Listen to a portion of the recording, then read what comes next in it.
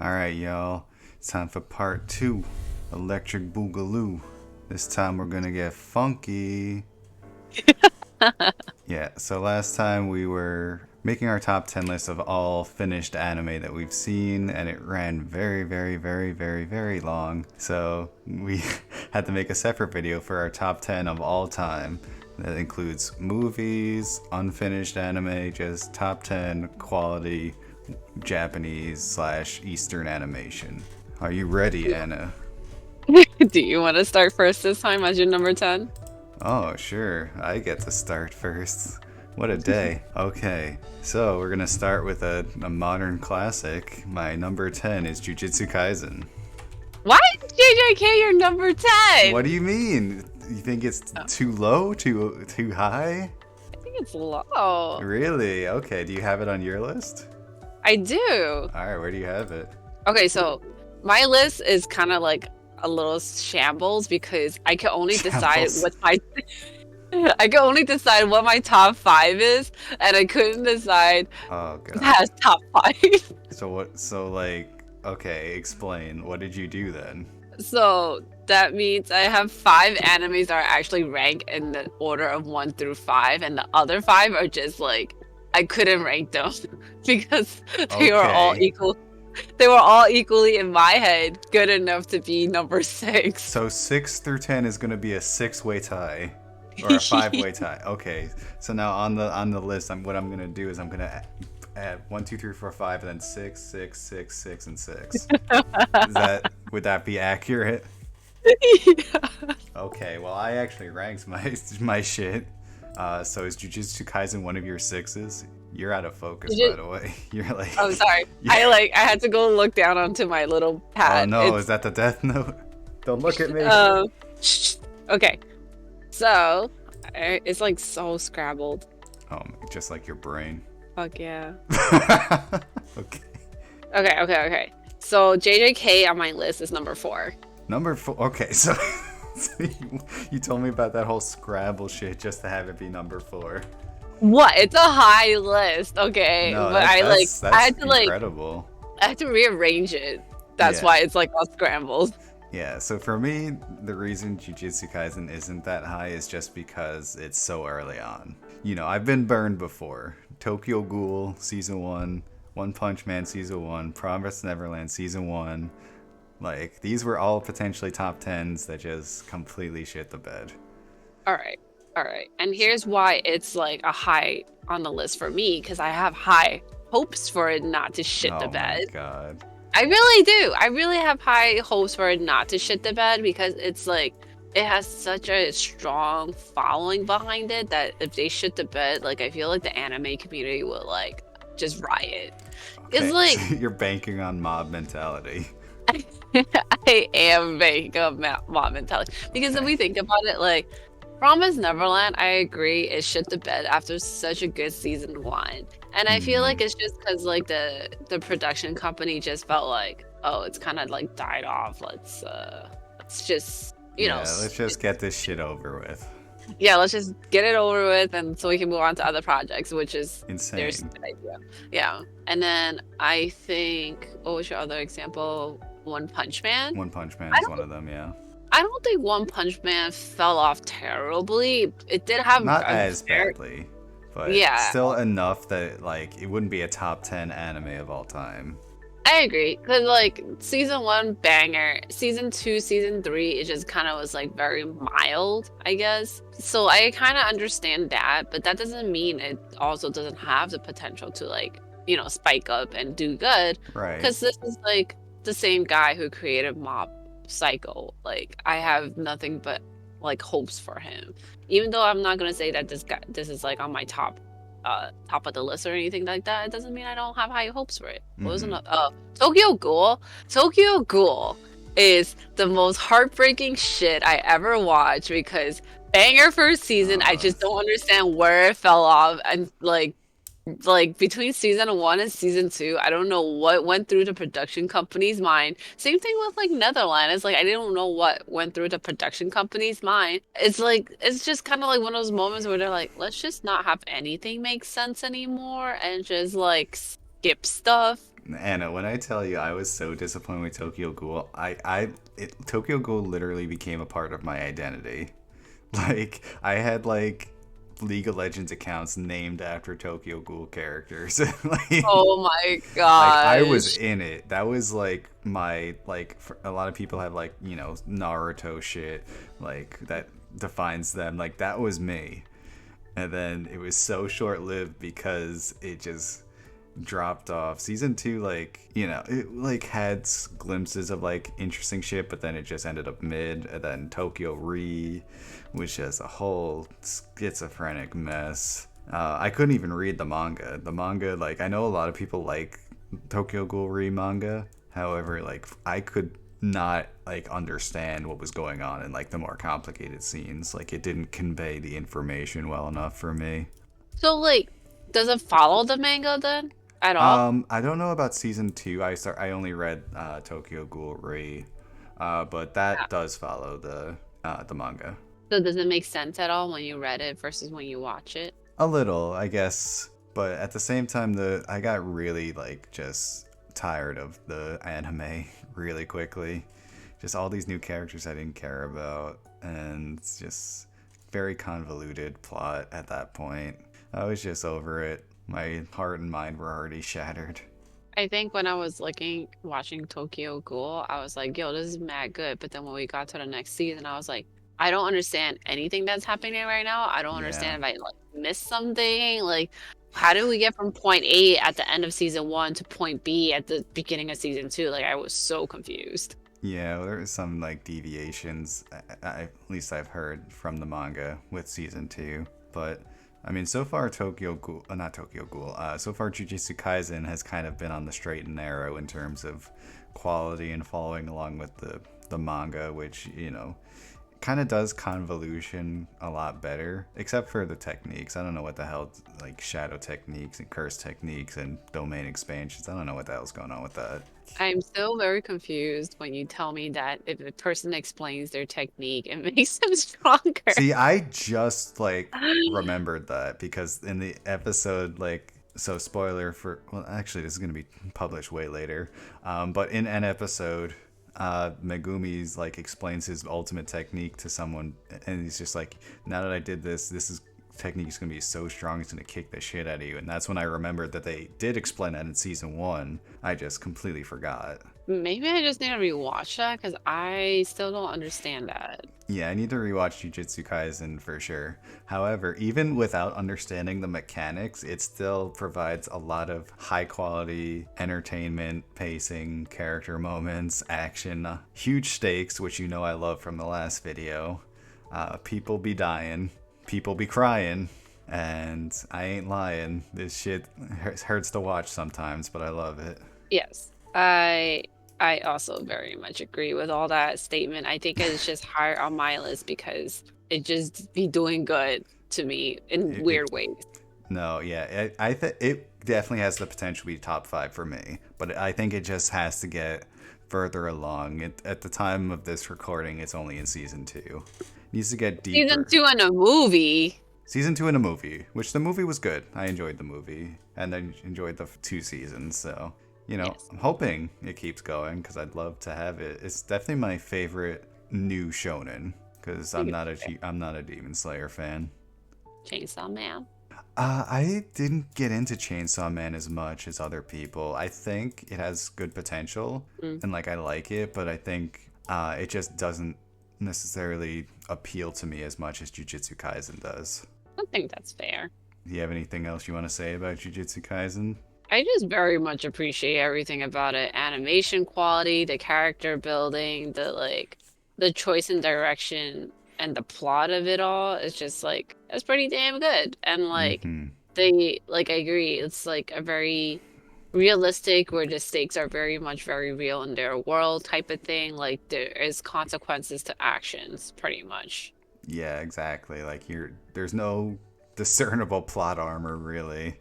Yeah, I feel like the one thing I like hated back in the to watch in the older animes is always gonna be plot armor because it just feels very bullshit. But I'm glad they don't really do plot armor in this because it definitely makes you have like a higher emotional like state for the characters. Yeah, and if you do have plot armor, it's almost a curse because then you have to see other people who don't have plot armor get absolutely wrecked. Yeah, it's not like the 1, 2 characters that die in Naruto and you're No. like, no. It's like, hey, this is like your favorite people. See ya. And also they die in front of you. Yes, exactly.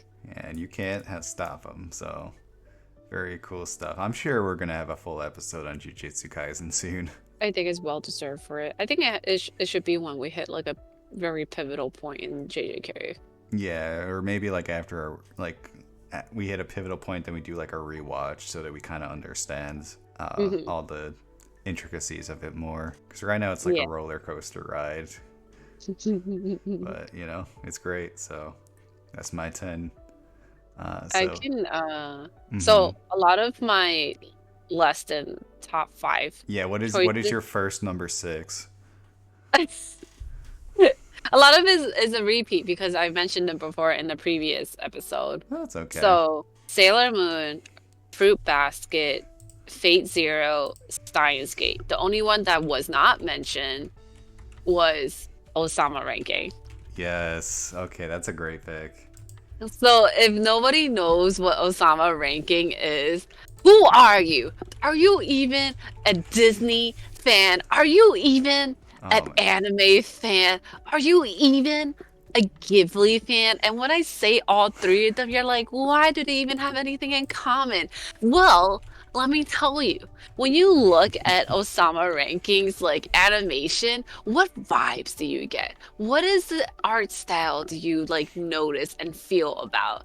It is like so Ghibli feels as, you know what I mean? Like something about like the softness and roundness of like the characters, and then like the way they're like colored in with the palette. It's like it is not heavily like shaded. It's like more so lightly done, yeah, it's so like a kind of thing. pastel palette almost. Yeah, I mean, like, I would never say pastel because I feel like that's going a little, like, I think pastel in certain situations, like flashbacks a little bit, I think. Uh-huh. But like, there's a certain appeal to it that makes me think, oh, this is very Ghibli, like, Yeah. S type of like art style, right?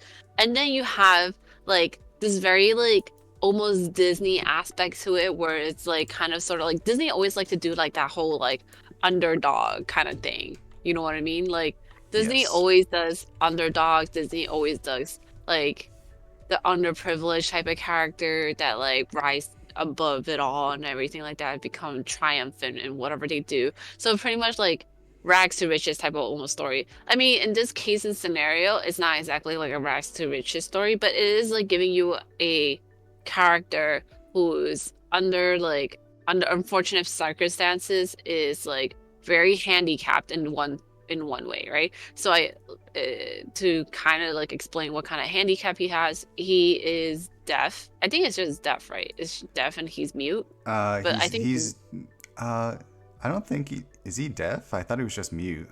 And he's no, also very small. yeah, he's very small, very like weak in strength. I think, why do I remember him as deaf and mute for some reason? No, I guess you're right. I think he's just mute. Like it wouldn't make sense for him to be deaf. Yeah, I'm pretty sure people talk to him.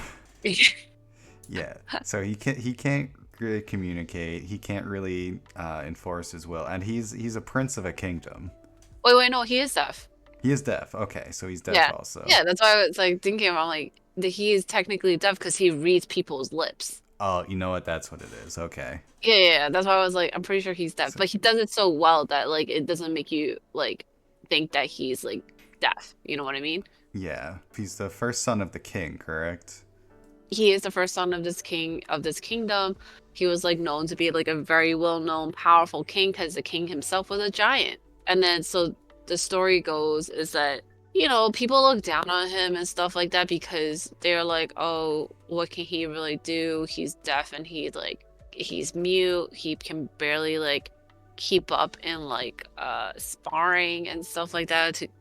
But like it goes deeper than that. Like you start to learn more about like why is Boji is his name. Like, why is Boji like this? Like, when his dad himself is a giant, his mom, who passed away, is also a giant. And like, but then for some reason, he comes out as like this tiny little thing who's like not even bigger than a human, and he's not even growing any bigger as he gets older either. Yeah, he's like Um, still like a toddler shaped essentially. Yeah. So like this is where I'm saying like he kind of sort of has to like prove himself as to like why he's so deserving of his like father's place as a king when his father dies. So like the whole premises take place pretty much right soon after like his father dies and everything. And then he has to pretty much go he goes on an adventure. He has a buddy, this little shadow buddy named Kage. They kind of sort of go on an adventure together to pretty much like help him fulfill his like dream of like becoming the king. Because at this moment in time, when everything happened, he doesn't become king. He has a younger brother that ends up taking over the throne. I think what else makes it sounds like everything I'm saying right now, it sounds very like oh, like it sounds Standard. very basic. Yeah, standard, basic, and stuff like that. But this is like only the surface of the story. It's only like probably like the first 2-3 episodes of the story because there's more to it. And like this is like a 23 episode anime for season 1. They do go and meet a lot of characters, particular characters that are very important to the story itself. It's not like some willy-nilly character that they meet on the way and then they just kind of forget about them. No, these character actually has some kind of impact to the storyline and everything like that. And I think like they do such a good job in delving into like the complexity of a character as to who they become and who they were. Like all these characters have made decisions in their life to make them who they are, and it just also goes to show you that you should never judge a book by its cover, because all these characters you have not expected a lot of things out of, but then like once you actually see them in action, when you actually understand their backstory and everything like that, you're like, wow, this is such a like complex character for a character drawn as a Ghibli style kind of thing. They are so complex. Yeah, there's a lot of depth in like both the story and the characters. Like, so despite like the appearance, like you're gonna be getting a lot out of it. Like, and it's something you kind of have not seen before told in this way. Like, there's not anime isn't really told this way with this style of both storytelling and art direction. Whereas like Ghibli movies and stuff don't have kind of the long-term storytelling that this show has. So it's it has its own little unique place where, for me, I don't think anything has been like it since. I think so too, because it's like one of those like very few animes out of the fantasy genre that I have actually really, really liked. I feel like it's been such a like long time since I've seen a fantasy genre anime that has been done so well, and this is like definitely one of them.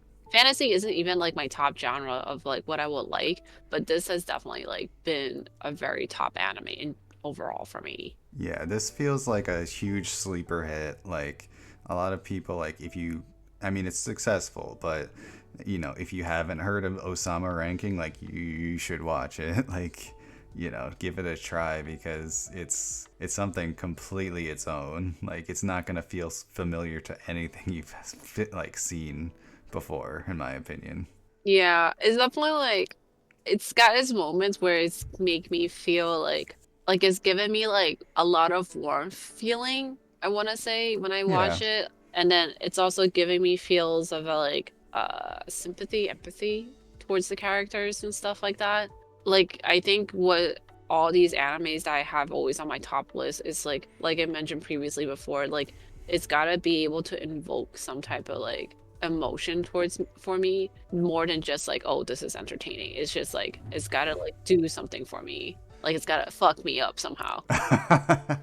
Yeah, and this does. Yeah, and something I liked also is like that the characters in this, you think you kind of have them figured out, but they're very like multi-dimensional in ways that you wouldn't imagine it. Like, a lot of characters I wrote off as being a certain way, or like being mean or being good, they end up being a lot more complex and having more complex emotions than I thought this show would have them have. So that was a super nice Right. surprise when I watched it. And they did it so well in like a 23 episode. Yeah, it's not even that long, at least yet. No. I think even when we were watching it together, we like a lot of times we were making like stupid commentary of like rooting for certain characters, and then like sometimes we would be like so mad about certain characters, and then Oh it's like yeah, we were invested. it's such an investment in the anime because you're invested in the actual characters. Right, Kind of. and neither of us like main characters particularly that much either, but Boji, like, had our hearts. Like, he's our king. Yeah, exactly. I think like this anime is one of the few animes where I'm like the main character is my character. Like I'm usually the side character type of person. And no, we were rooting for Boji the whole time, which is crazy. Yes. Like, But definitely yeah. not who I thought I'd root for. But yeah, that's pretty much like one of the 6 to 10, I Yeah, guess. six to lower six. 6 to lower 6 anime that I have that wasn't mentioned previously. So for me, I actually in this block as well, I have a lot of repeats as well, but I actually did rank them because Okay. I have favorites amongst my children. So on number 9 we got Steins Gate. Okay, okay. Again, like, I think this has potential to go higher once I rewatch it and watch Steins Gate Zero with it. But Mm-hmm. yeah, it definitely belongs in the top 10. And then number 8, Full Metal Alchemist Brotherhood. Classic, Mm-hmm. goated, everything you can say. Number 7 is Shiki, the show that no one has watched but me, but I love it. Great vampire story, you know, hell yeah, brother. Okay, so now we finally get to something that's a little bit different. So this number 6 for me is going to be Psycho-Pass. Oh, Psychopaths I still haven't watched. Oh, I can't believe you. I still haven't I'm watched gonna it. rewatch it with you one day because I love rewatching Psycho-Pass. It's because we ended up watching what's the other anime we end up watching? I keep confusing it with Psychopaths because it was both like supposed to be like some edgy sci-fi shit. Oh, was it that Akuma Drive? Parasite. Oh, No. oh, I hate Parasite. No, how dare you? How dare you say that name? It's actually, I feel like a controversial opinion because I feel like a lot of people liked Parasite. It just sucked towards the end. Like, it just became nothing. I'm on the same boat as you because I remember we watched it together and then I was watching. I'm like, why did I decide to Do you watch remember how it? mad I was? I was real mad. I hate when I'm like misled into thinking something's good and then I don't like it. You So listen to the if you're gonna nasty. recommend something to me, make sure you get it right. All right, But so tell me what yes, Psychopaths is about for like the 5th time.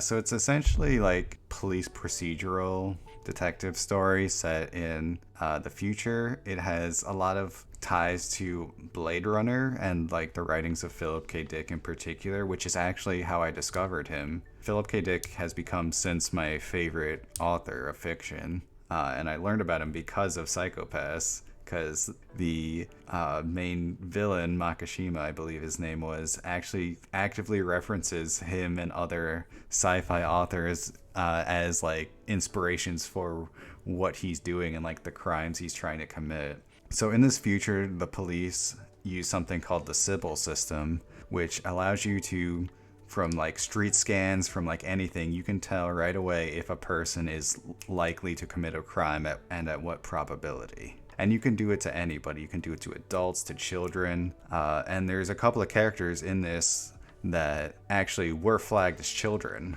for being potential criminals. And they essentially kind of have a couple of options. They get taken in and they can either like kind of serve the government in some way or be put in jail. And the way this police system works is they have 2 inspectors. The main character, Akane Tsunemori, and I like her because I don't remember Japanese names very well. She's great. She's like the new detective, plucky, bright eyes, bushy tail, all that. And, there's another inspector, Ginaza. And they have 4 enforcers in their unit. And what enforcers are is, you remember I said people get flagged as criminals? So the one way you can serve the government instead of going to jail is by becoming an enforcer. And Okay. it's kind of like hiring a hacker to help you, protect your mainframe kind of thing. Like you use the Mhm. enforcers to find other criminals because they're more able to think like the criminals than the inspectors are. And they also kind of like serve as like a first line of defense. Like, you can put them in a dangerous position instead of risking an inspector type of thing. So it has a lot to do with like how much can you automate judging another person, because even when you arrest someone, the gun doesn't activate unless their psychopath reaches a certain level. Oh, So if the civil system psychopath thing determines that this person is that much of a dangerous criminal, it will make the gun lethal, and then you can kill them on the spot. so it can make a gun unlethal? Yeah, it can make a gun go on stun, or if their psychopath is normal, you can't even shoot the gun at all.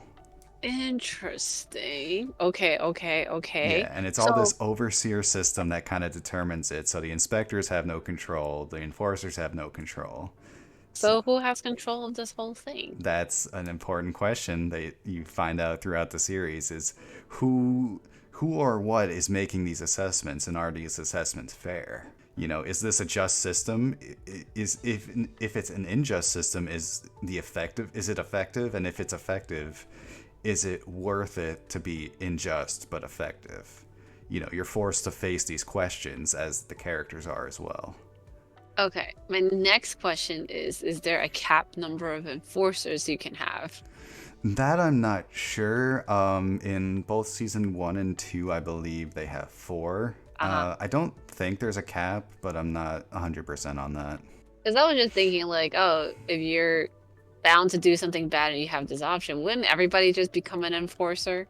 I'm sure there's like criteria. Like I don't remember I haven't done a rewatch in a while, but I think that you have to be like at a certain level or have a certain criteria. Like you can't be too far gone on the psychopath level, and a lot of Right? them have like special skills. Some of them are former inspectors who went a little bit too deep into their work. They went So rogue. essentially, yeah, it's just like they got too invested and too personally, attached to something, and it led to their psychopaths becoming cloudier.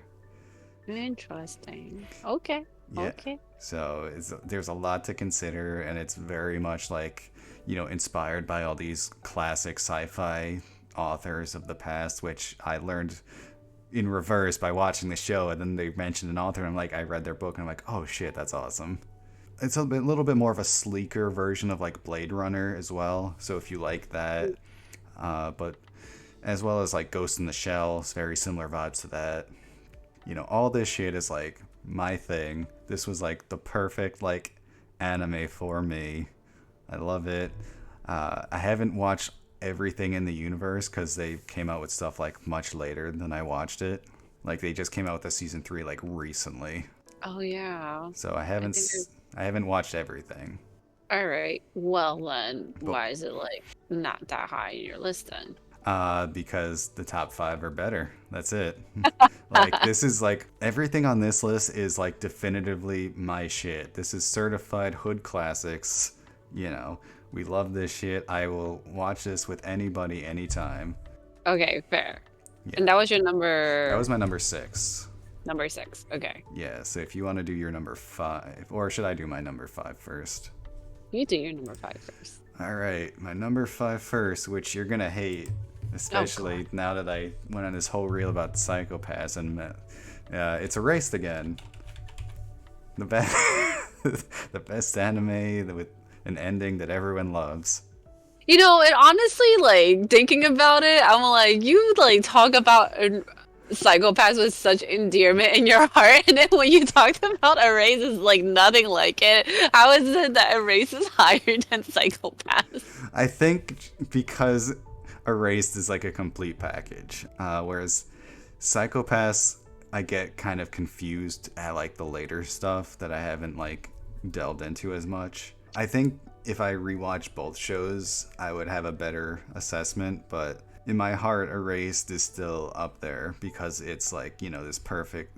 I like contained things as well. Like something having a finite end that is satisfying to me, at least. makes it a little bit better in my mind. Like, I think Psychopass just edges out, or Erase just edges out Psychopass, but that's subject to change. And now you got me doubting Erased after last episode, so we'll see what next year's list ends up like. Got it. So my number 5, I've actually talked about with you personally, because I thought like it was such a well done anime. Okay, it's a long title, not that long, but it's long enough for me to want to make sure that I'm gonna say it in its entirety correctly. It's March Comes In Like a Lion. Oh, yes, okay. I haven't seen So, this one yet. for those who don't know, March Comes In Like a Lion actually came out in like the late 2010s. It is one of Shaft's, Studio Shaft's anime. Oh, I And thought you said Shaq. no, Shaft. Okay, Shaft. So, Shaft is actually known for like very particular type of anime style. So like a lot of them are very like colorful is one.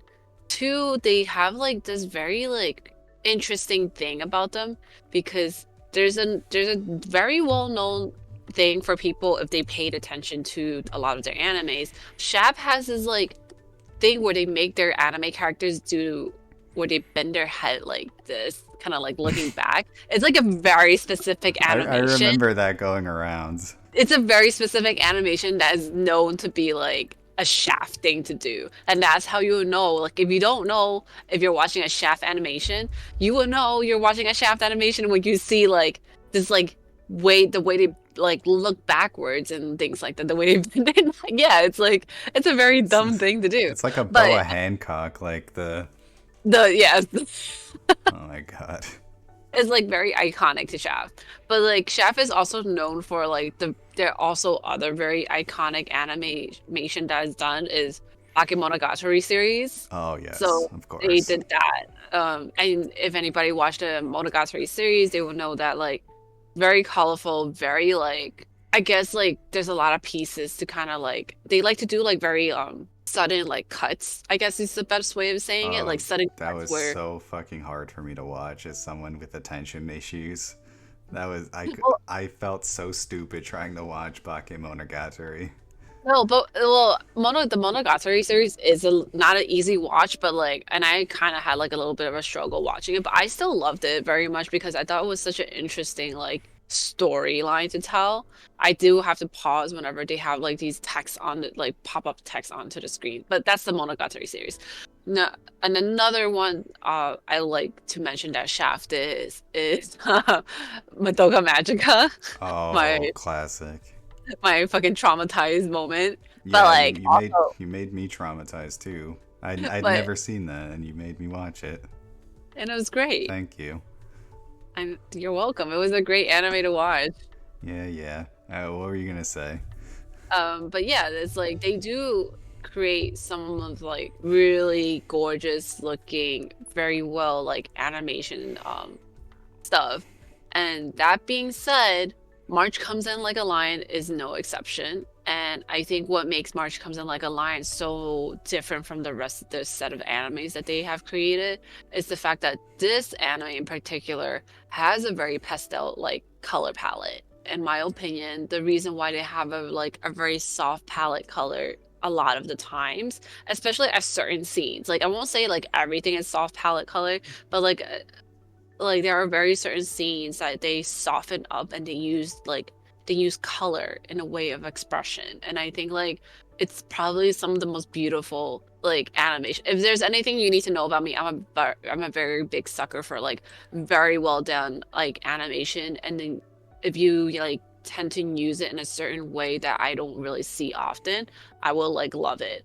And this is one of those things for me where like the way they chose to like color everything, it's like it seems so like childish to some people, I feel like, because it doesn't particularly like have like crazy animation like how JJK does, or like it doesn't have like this Disney-esque vibe like Ousama ranking does, but there's something like so sweet and childish in a sense that like when I watched it for the first time, I was like oh, this is something particularly special. This is something like, and then it kind of like, not only is the animation something particularly special, but the dialogue in it was very special because it's not an action, it's not like anything that is full of that.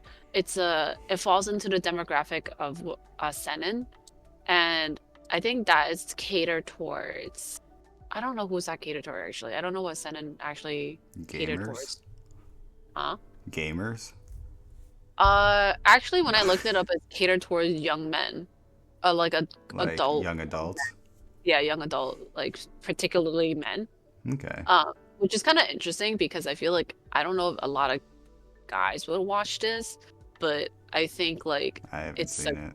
I think it's a good show because what it does, it talks about trauma, it talks about like anxiety, it talks about depression, it talks about like what happens when you give your life up for one particular thing and you just don't know how else to go about it, even though you don't love this thing that you give it up, that you gave up for, but you're still doing it because it's the only thing you're good at. And then like it has like different characters that kind of explore different things about like a person, right? You have like, okay, so the whole premise is this kid, he's like meant to be a genius and in the game of Go, right? Oh. He's been playing for like a super long time. He pretty much learned it from his I want to say adoptive father, but he never felt like he ever belonged anywhere.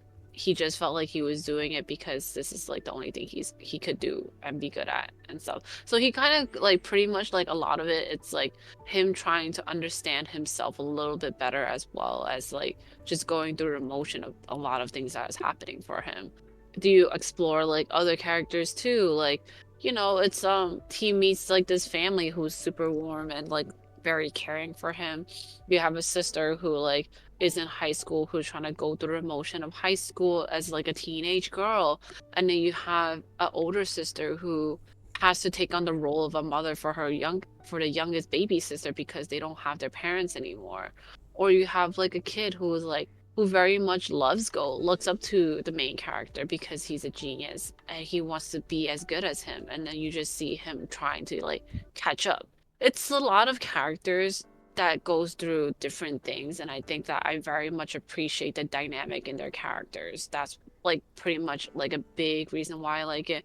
And I think also this is also like one of those animes that I watched during like a moment in time in my life where I was like not very happy about a lot of things. Mm-hmm. And it was just like the anime that was kind of cathartic for me because it was like helping me lay it all out there and not think about anything, but at the same time trying to help me sort out a lot of my feelings and thoughts and stuff like that. Because I think everyone in their life goes through it at some point in time where they kind of like question whether like they are happy with where they are, you know, and then whether they are like question to end it all and things like that. Like these are like topics that not a lot of things talk about, but then at the same time, I'm not saying like it was like like the idea of suicide or something like that is a topic in there per se. Not that I can remember at the very least, but it was just kind of sort of one of those things where like depression is a topic. It's like it's a very big topic in it, and like that self-doubt is a very big topic in it. And I think what's like so wholesome about this show is the fact that he meets people who kind of like brings him out, pulls him out from that like mentality and everything, who encourage him to continue doing what he's good at and like just to kind of figure himself out and things like that. I think like the character designs are very like sweet and like sweet looking too and wholesome looking. And I think like they do this thing where they shade in their nose a little bit red and their cheeks a little bit red because that's how we actually look like. And like our Mm-hmm. as humans, this is how we actually look like. We have like a little bit of blush, and that's how they shade them in too. And I think that's something like very subtle. Like it's not subtle, but like not a lot of animation does that. Like kind of little feature to them. It makes them feel wholesome. It's like I think is the best way I can describe it as. And I think like it's such an overlooked anime. It deserves more of attention. And I think it did deserve like I think it definitely got its attention when it was still going on. The only thing about this is that I think it's only up to season 2.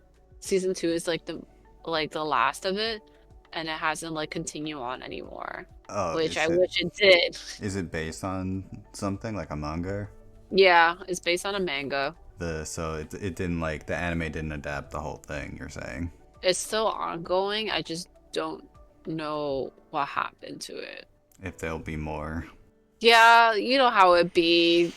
Uh, Mangaka be disappearing out of nowhere and shit. yep. So yeah, it's like it's an ongoing. It's still like being published. It's just not getting adapted, and I don't know if it's like I haven't really looked into it if it's like on standstill or what may be. But at the moment in time, it's like the anime's not finished.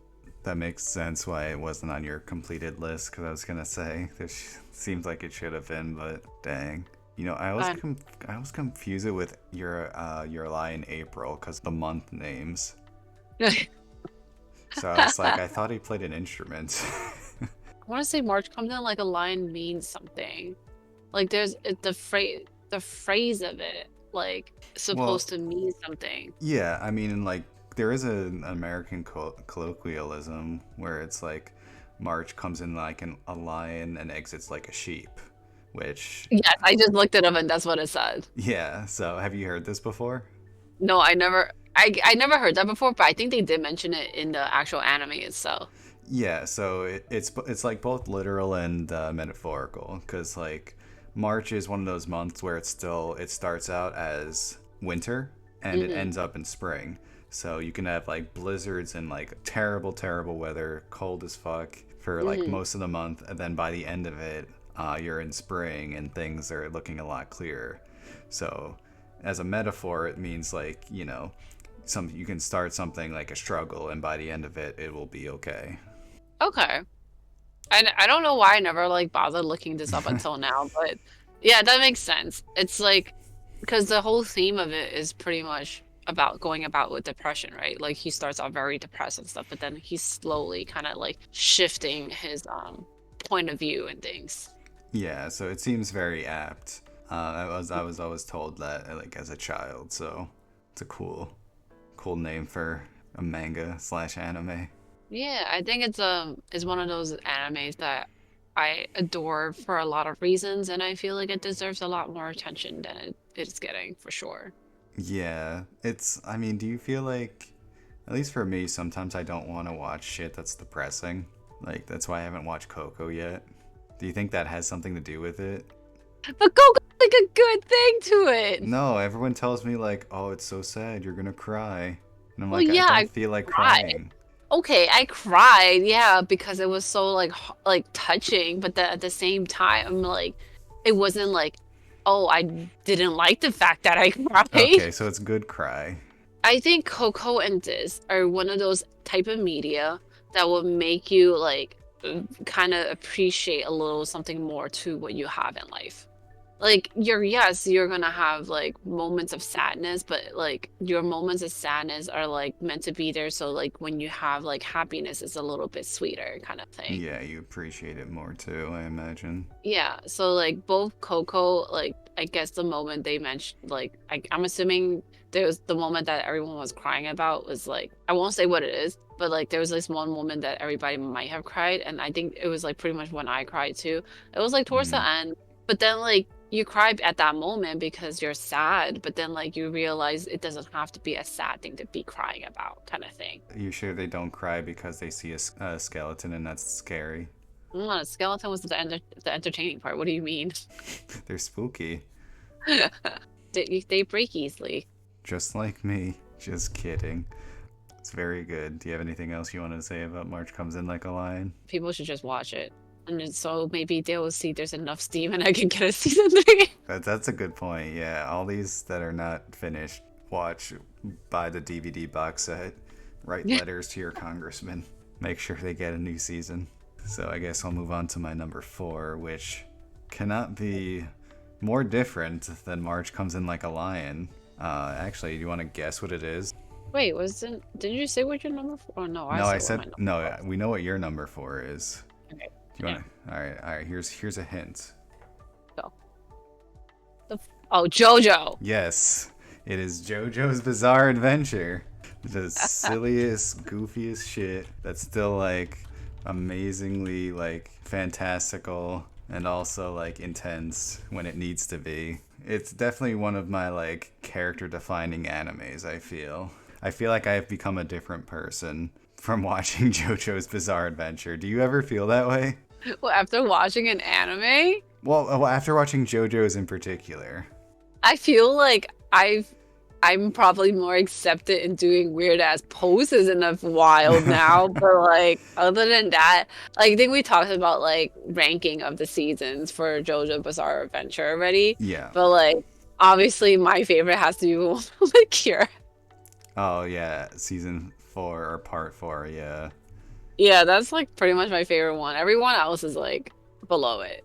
Nah, see, Honestly. 4 is good, but I have some different opinions. But, like, just to say what I was going to say, I feel like just watching JoJo's alters my brain chemistry.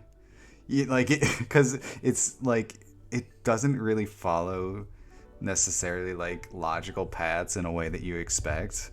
Like, shit can just happen, and then, like, in universe it makes sense, but if you take that logic elsewhere, like, it will not make sense. It has its own rules that it plays with. It has its own cliches and tropes that it plays with that other animes don't have. It's just like such an interesting show, and for a while it was one of my like top. Like it was probably my favorite at one point. I was like so into it. Eventually, I calmed down, but yeah, I really liked it. My favorite parts were part 2. Part 4 and part 1, which is a bit controversial because everyone thinks that part's boring.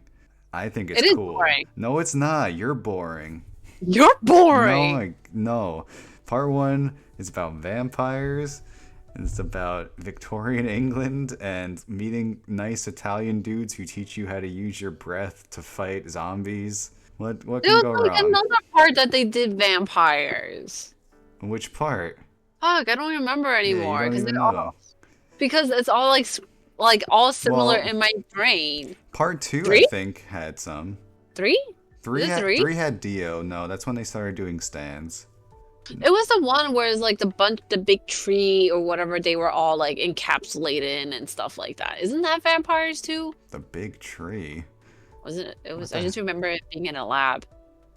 what the hell are you talking about? Like, I don't know. Well, part 1 was like this mask thing, right?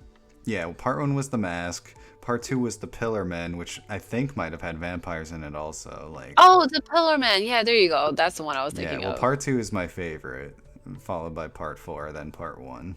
Part 4 is Kira. Part 4 is Kira and like Josuke and the gang. Jotaro's there, like getting beaten by rats and shit.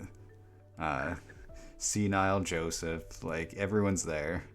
It's a great little like, and you know how I like things like small settings, so like it just being taking place in like the town of Morio, it was perfect. What was part 3 was? Part 3 was Jotaro and the gang doing like a world tour. Oh yeah. Okay. That part was way too long. Had a lot of Okay. uncomfortable episodes for me. Great stands though. Like, Oh my gosh, I think that was when I was like, what the fuck am I watching? Because where does Stans even come into this? Like, where did it come from? oh, you know, he figured out that stands were cooler than breathing techniques. So he's like, all right, that's how it goes now.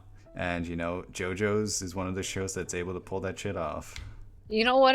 Like, JoJo is a very, like, very, like, unique, defining like, anime for me as well. But the only reason why it didn't make it to my top is because it felt very discombobulated watching. It is, yeah, and I think that might bother you more than it does me.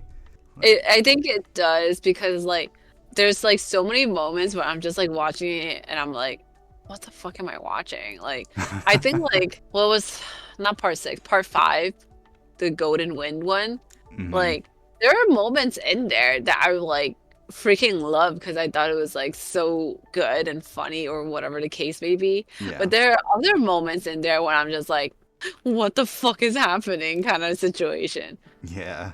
It's just like so much happening. It's like one of those things where I'm like, I think I need to be on drugs to fully enjoy it kind of thing. No. You just need to open your mind. Well, I guess drugs can help.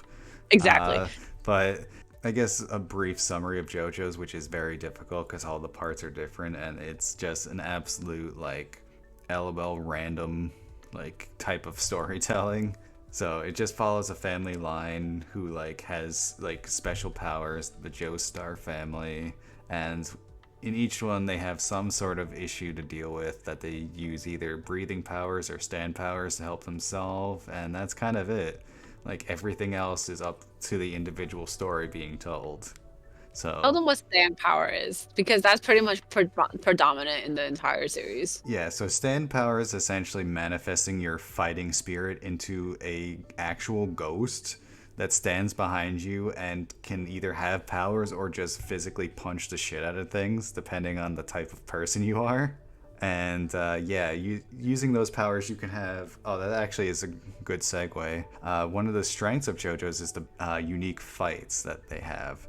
The fights are all very strategic and based on strategy, like, or that's redundancy. They're strategic, but they're also, based on almost type weakness, where certain stands are strong against other stands and can be used in creative ways in order to beat them. You can also kind of psych out your opponent. There's a couple of great episodes where they essentially win mentally. They mentally break their opponent without actually physically beating them in any sort of way. So it's really interesting for, turning fights kind of on their head that way. Like the punching usually only happens like 10 seconds of the episode when they've actually beaten them strategically. So that's another factor of this show that really struck me. They do a lot of tropes, and I'm sure you're gonna tell me that they're the first ones to pretty much do it, and everyone else copied it. Well, it did come out starting in the 80s. Yeah. So like a lot of the tropes are like the guys, the way they are drawn is like super muscular, super big type of thing. Well, that they copied straight out from Fist of the North Star. Yeah, that's true. Like, okay, let's be forgot real. about Yeah, I forgot about that one. This whole standing, I remember when I first saw it, I was like, this reminds me of a different anime. And I can't put my finger on what anime it reminds me of that actually does stands. Like something similar to stands. Yeah, no, I think... Oh, Shaman King.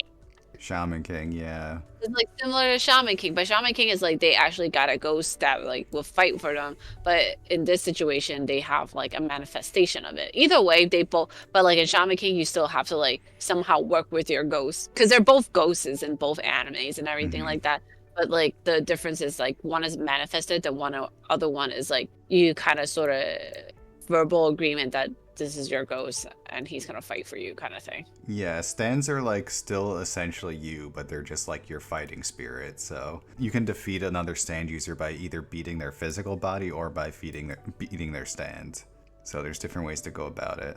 Can we just talk about like one of my favorite moments in JoJo is the cherry thing? That's the first scene I ever saw, actually. It's not even like in the first like. Well, no, I saw it out of context. Like I saw it on Reddit or something. And so actually, when I first started watching JoJo's, I thought it was a straight up comedy anime. I didn't know it was like any adventure, any fighting, anything like that. So I was very surprised when it was a kind of like epic story about fighting vampires in England. Well, it's not anymore. But, well, part one was. But like the cherry scene, I think like it's such a meme like anime, right? Like the cherry scene is like one of the top meme JoJo like thing. I think more recently the death dance is a more is a very popular one. Yeah, what does the cherry thing sound like? Can you demonstrate? No, because it's so like not appropriate in some way. Like, you don't want that out there. No, because it's like really not appropriate. And like when I watched this the first time around, I was like, "Oh my goodness, what am I watching? Why is it taking so long to just finish this scene?" And then wasn't necessary to the plot either. No, they do a lot of unnecessary things to the plot, like just to do it. Like the death dance isn't necessary to the plot. It's just funny to watch and then watch them kick the shit out of that person. But like there is like plenty of moments where I'm just like, I don't know why I'm watching JoJo, but I am, and it's not like it's a weird roller coaster.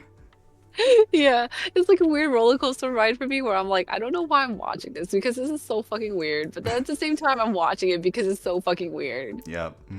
Yeah, it's it's its own little roller coaster that you just keep your hands and legs inside the vehicle and Yeah, you let it go.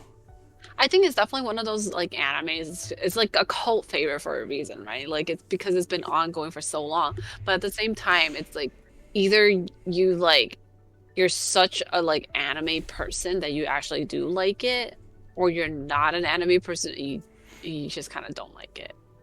Like that's how I Yeah. feel about JoJo. Because I feel like JoJo is like a very like hard line for like to say, are you really an anime fan or are you just saying you're an anime fan kind of thing. Like it's a Mm. very it feels like a very gatekeepy anime because it's like if you don't know JoJo, like what like how can you say you know all these other animes that kind of adapted what JoJo has like provided? See, I'm not sure I would agree with that. Because JoJo is like such its own particular flavor that if someone didn't want to watch JoJo, I would not kind of push it on them. But I'm what I'm trying to say is like you watch like if you're an anime fan, you probably watch a lot of other animes already, and the one thing you probably haven't watched is JoJo. Yeah, so then you see JoJo originate some of the tropes and stuff. Especially for like the shoujo, wait, shoujo, No, not shonen, JoJo. shonen. Sorry, the shonen like genre. Like it definitely like helped with a lot of the shonen genre like anime creation and stuff like that. Because like I think a lot of the shonen people like pretty much contribute like a lot of their work towards like the older animes, and JoJo was definitely one of them. Yeah, and you know, like if you're talking to someone and they say that they like JoJo's Bizarre Adventure, you know you're gonna have an interesting conversation. I think so too, because I think JoJo is such an interesting like anime and manga. It just diverts in so many directions. Like, how can you not have an interesting direct like talk about it? Like, how did a guy become a turtle? The guy just Yeah. became a turtle. Like, why a turtle? Who knows? Yeah, like you know the person who likes JoJo's has like some weird interesting thoughts that you're gonna like have some fun with. Yep, That is number 4. And you said that's not on your list, right? it is not. Okay. So would you like to go for 3 or would you like me to? Oh yeah, because I sent my number 4. Yeah, Yeah, so 4 is Jujutsu Kaisen. I could do my 3 first. Okay, go for it. It's gonna be Frieren. Free? Oh, damn. A new contender. I know. When I was making this list, I was like, I definitely believe that it belongs in my top 10. I never felt like such a love for an anime in like recent years until like I started watching this one, and it's done something to me. I think like I've always thought of myself as someone who just really likes shonen and likes the action stuff, all the like cool animation fight scenes. No, I've Nope. discovering myself here, and I discovered that I'm more of a fantasy person. I Wow. unlike I know it's like crazy because I don't think I've ever thought of myself as liking fantasy genre that much because it's like Western media, what we have as like big fantasy, Lord of the Rings. I don't hate Lord of the Rings, but Lord of the Rings was like a long watch for me, and it was like not the easiest thing for me to sit through. To me, if you don't like Lord of the Rings, then there's not another Western fantasy you're gonna like because it's like the quintessential one for, I think. Yeah, so that's what I'm saying is like I had such a hard time. Like I don't hate it. Like I very much appreciate like a lot of like the production value and like the characters and all these things like that that builds to it. But at the end of the day, if you were to ask me to watch Lord of the Ring again, I would say no. Like that's what it's But gonna what come down about the to. extended editions?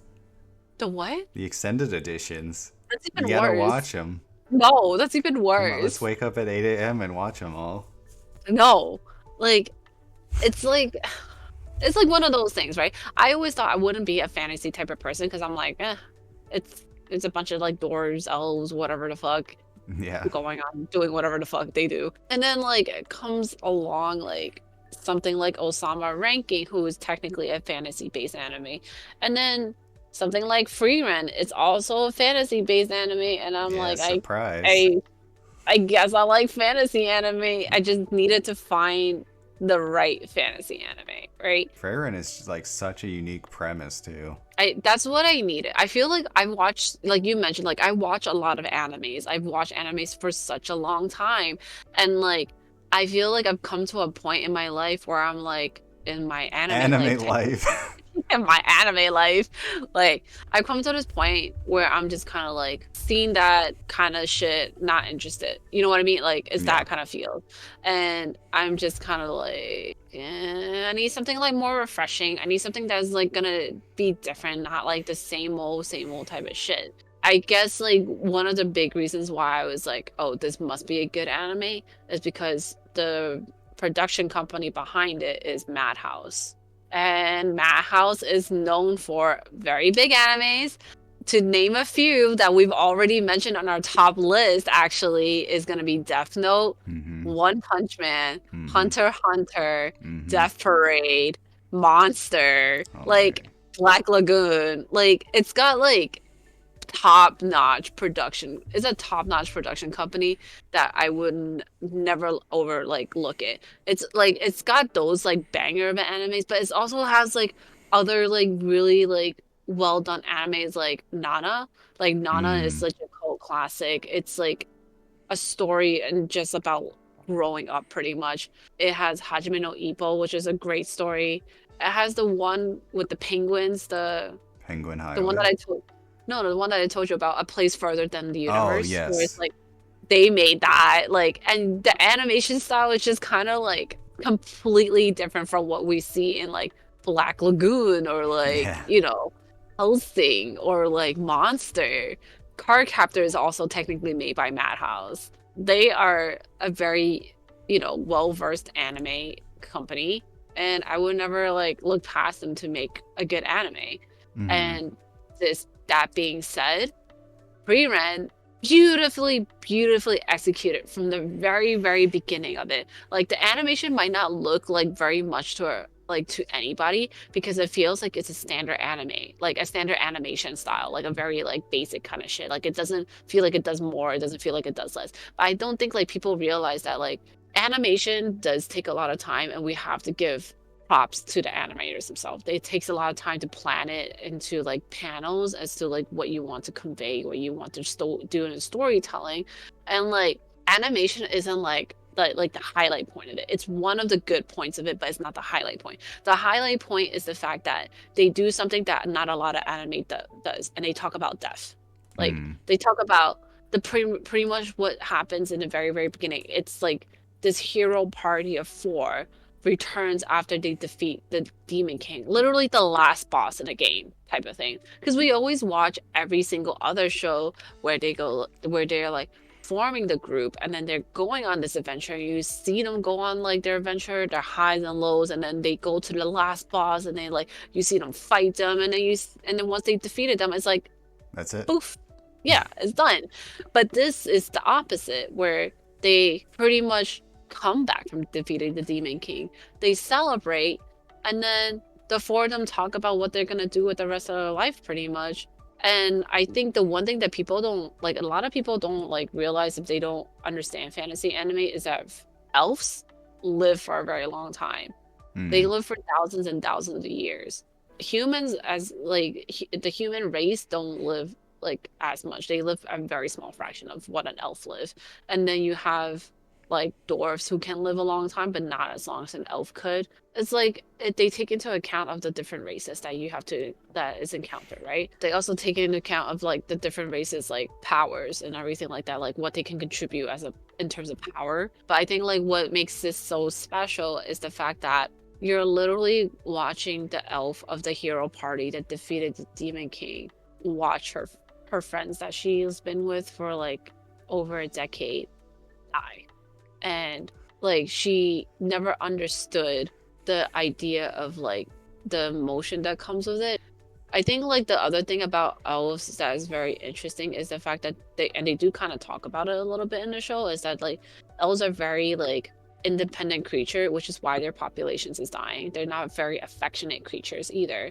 The elf population, there's not that many of them to begin with, just because they don't feel the need to reproduce and they don't have that type of emotional capacity to some point. And I think that this does a very good job to explaining like emotion. Like you're using a character who doesn't really have that deep of an emotional capacity, but then you're using that character to like explain emotions about what it feels to like grieve, what it feels to lose someone that you like care so deeply for and never thought you did, kind of thing, and what it feels to kind of mourn for them and like kind of have to like seek out purpose again.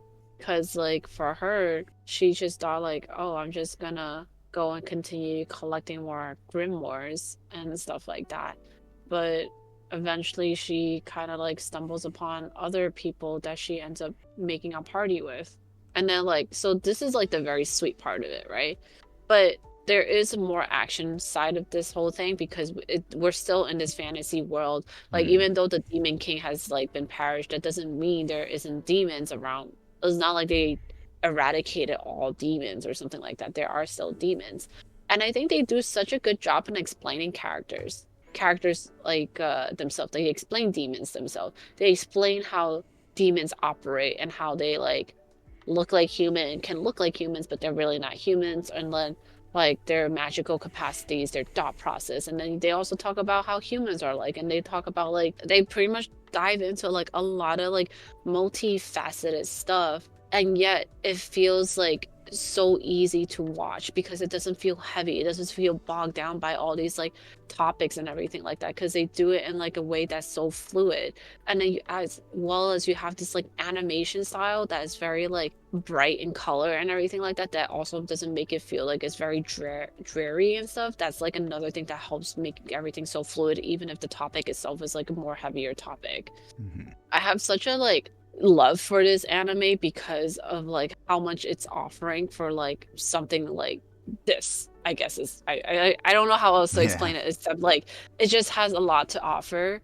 There's a reason why I'm ranked it higher than JJK. Like it's higher than JJK for many reasons, and I think like yeah, JJK does a very good job in like terms of character development and things like that. But like, what is more realistic?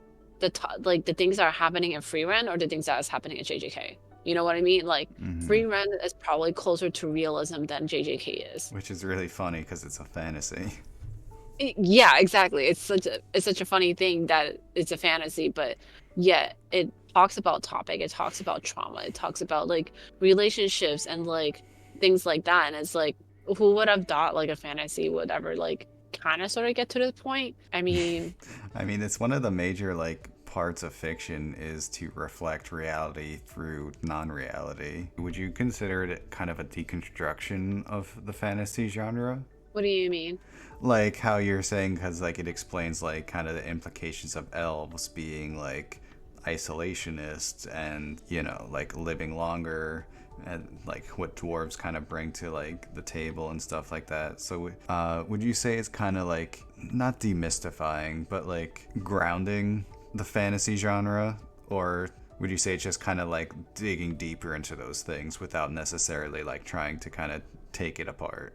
I think it's definitely more grounding on the genre itself because like okay, if I were to look at what has been like considered as a fantasy genre, Mal needs to do a better job as to what's considered as a fantasy genre, to be honest.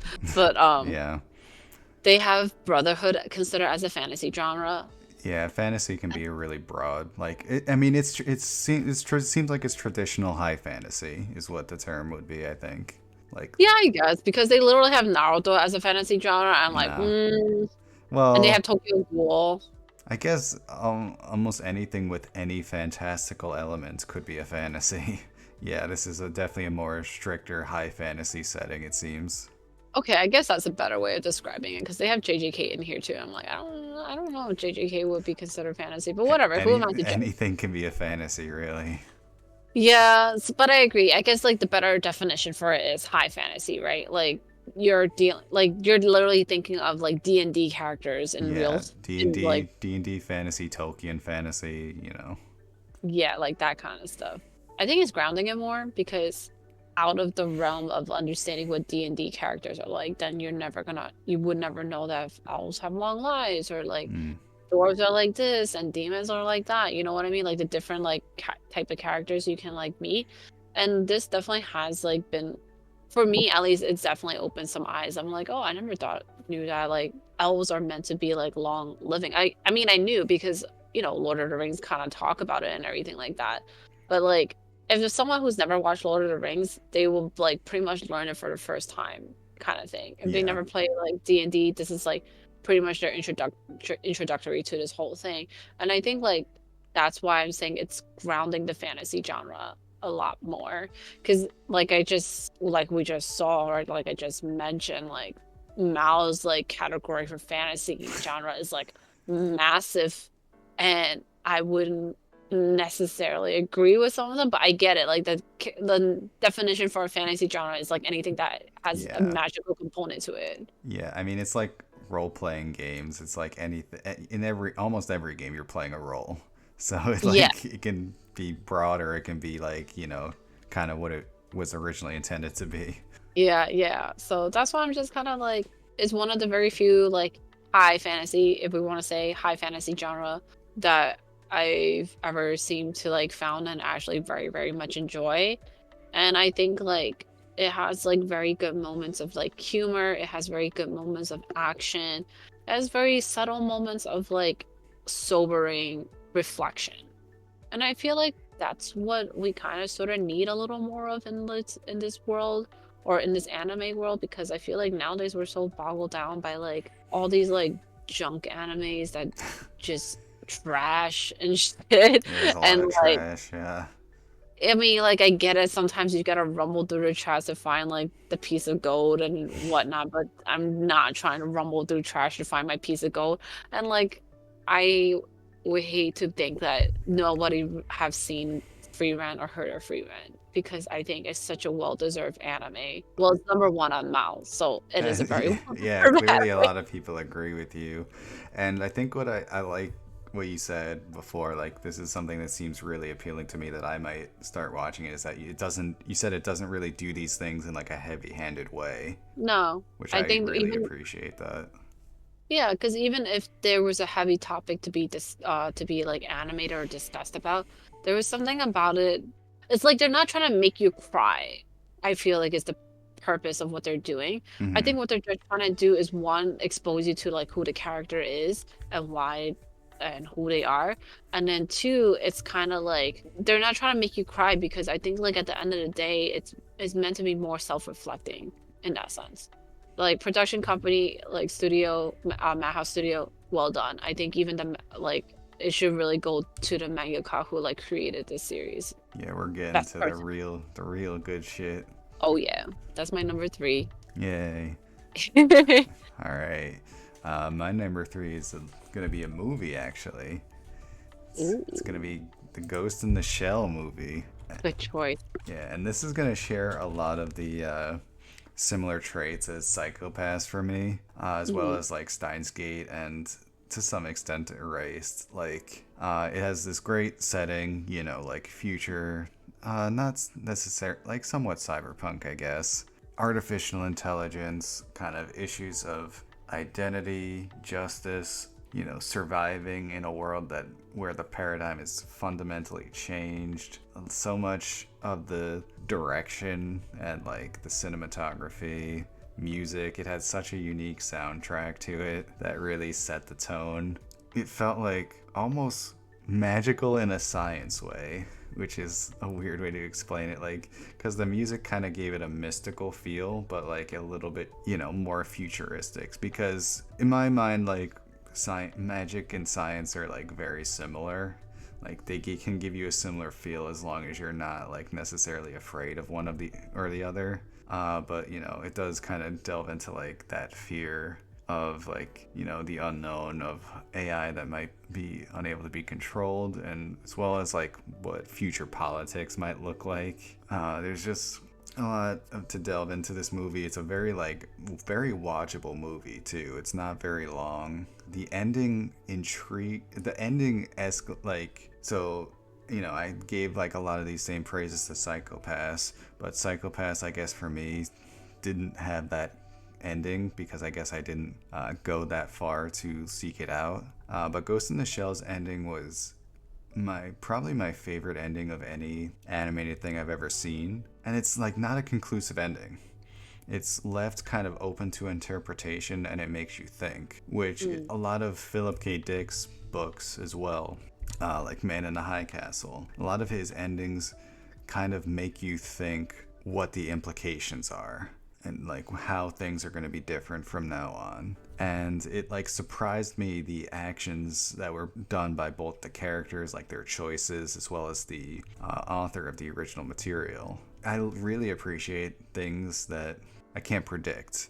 Like I didn't anticipate that ending at all. Like it's kind of one of those endings where like a normal movie would end in a normal way and I'd be like, oh, I wish they did something like this so that it'd be more interesting, and they actually did it. So I was really appreciative of that, plus like all the production value, the setting, the stuff that makes you think. In my mind, 10 out of 10 movie. Not just animation, just movies in general. Funny enough, I look at my list, I'm like, I don't have a movie on my top 10. That's crazy, actually. I have it in my honorable mentions, but not my top 10. Ghost in the Shell or like a movie? A movie. Okay, I mean, we'll go through our honorable mentions, I guess, before number 1. Well, my number 2 is actually Gintama, which we already discussed. Gintama, oh boy. Well, I mean, that makes sense, though. Gintama, like, quintessential comedy, but also much deeper than that, as you said last episode. Yeah, it checks all my boxes as to, like, what I really like as well. Yeah. So, like, what Ghost in the Shell / Psychopaths is to me, Gintama is to you. Yeah, pretty much. How many episodes did Gintama end up having? Like, what's the ballpark figure? Not One Piece long. Not One Piece long? No. Well, it was in the hundreds, though, at least, right? As of January 28, there's 367 episodes. Oh, that's a lot shorter than I thought. Yeah, it's not long. Well, because there's like so many different like named Gintamas, where it's like Gintama degree sign, Gintama comma, and it's just like I thought there was a lot more. So there's episodes, and then there's also movies that comes with it. Everyone knows the last movie is like the final, so. The final. The final season part 3. Season part 7. Yeah, Attack on Titan didn't make my top 10 all-time list. Sorry. No. Sorry, Aaron. You got rumbled. Oh my god. My top 2 is also a repeat. It's Fate Zero. You know. Really? Oh yeah, I love Fate Zero. Like that show is like has been number 1 for me since I saw it. Or so like, that's your. Well, actually, it's been usurped now because it's number 2 currently. But that show was number 1 for me for many, many years. Defined what anime could be for me for a while. I have a feeling that maybe our number 1s are the same. I'm like 80% sure it's true. But we can go through some of our honorable mentions first. Okay. So I have 6 on my list as my honorable mention because I just I couldn't decide anymore. I'm just putting them on my list. Okay. I couldn't go. I was gonna like try to pick 3. I'm like, I can't do it. Odd Taxi, like mentioned previously, it was like one of my top Finnish animes. Mob Psycho, also one of my top Finnish animes. Bungo Stray Dog is one of my honorable mention, and it has a lot of like interesting factors to it. I think like it has the potential to like definitely like reach up there because it has like such an interesting like story of like mystery, but then like it has a supernatural element of like all these people with powers. And I think that even the characters are so like interestingly named because everyone's named like after like a writer and things like that. I love animes that have interesting like names because I hate just remembering like Tanaka. Like give me an interesting name to remember, please. Well, I think who was a very interesting character they recently showed that I was like Edgar I wonder Allan who you're. Poe. No, Poe is a character.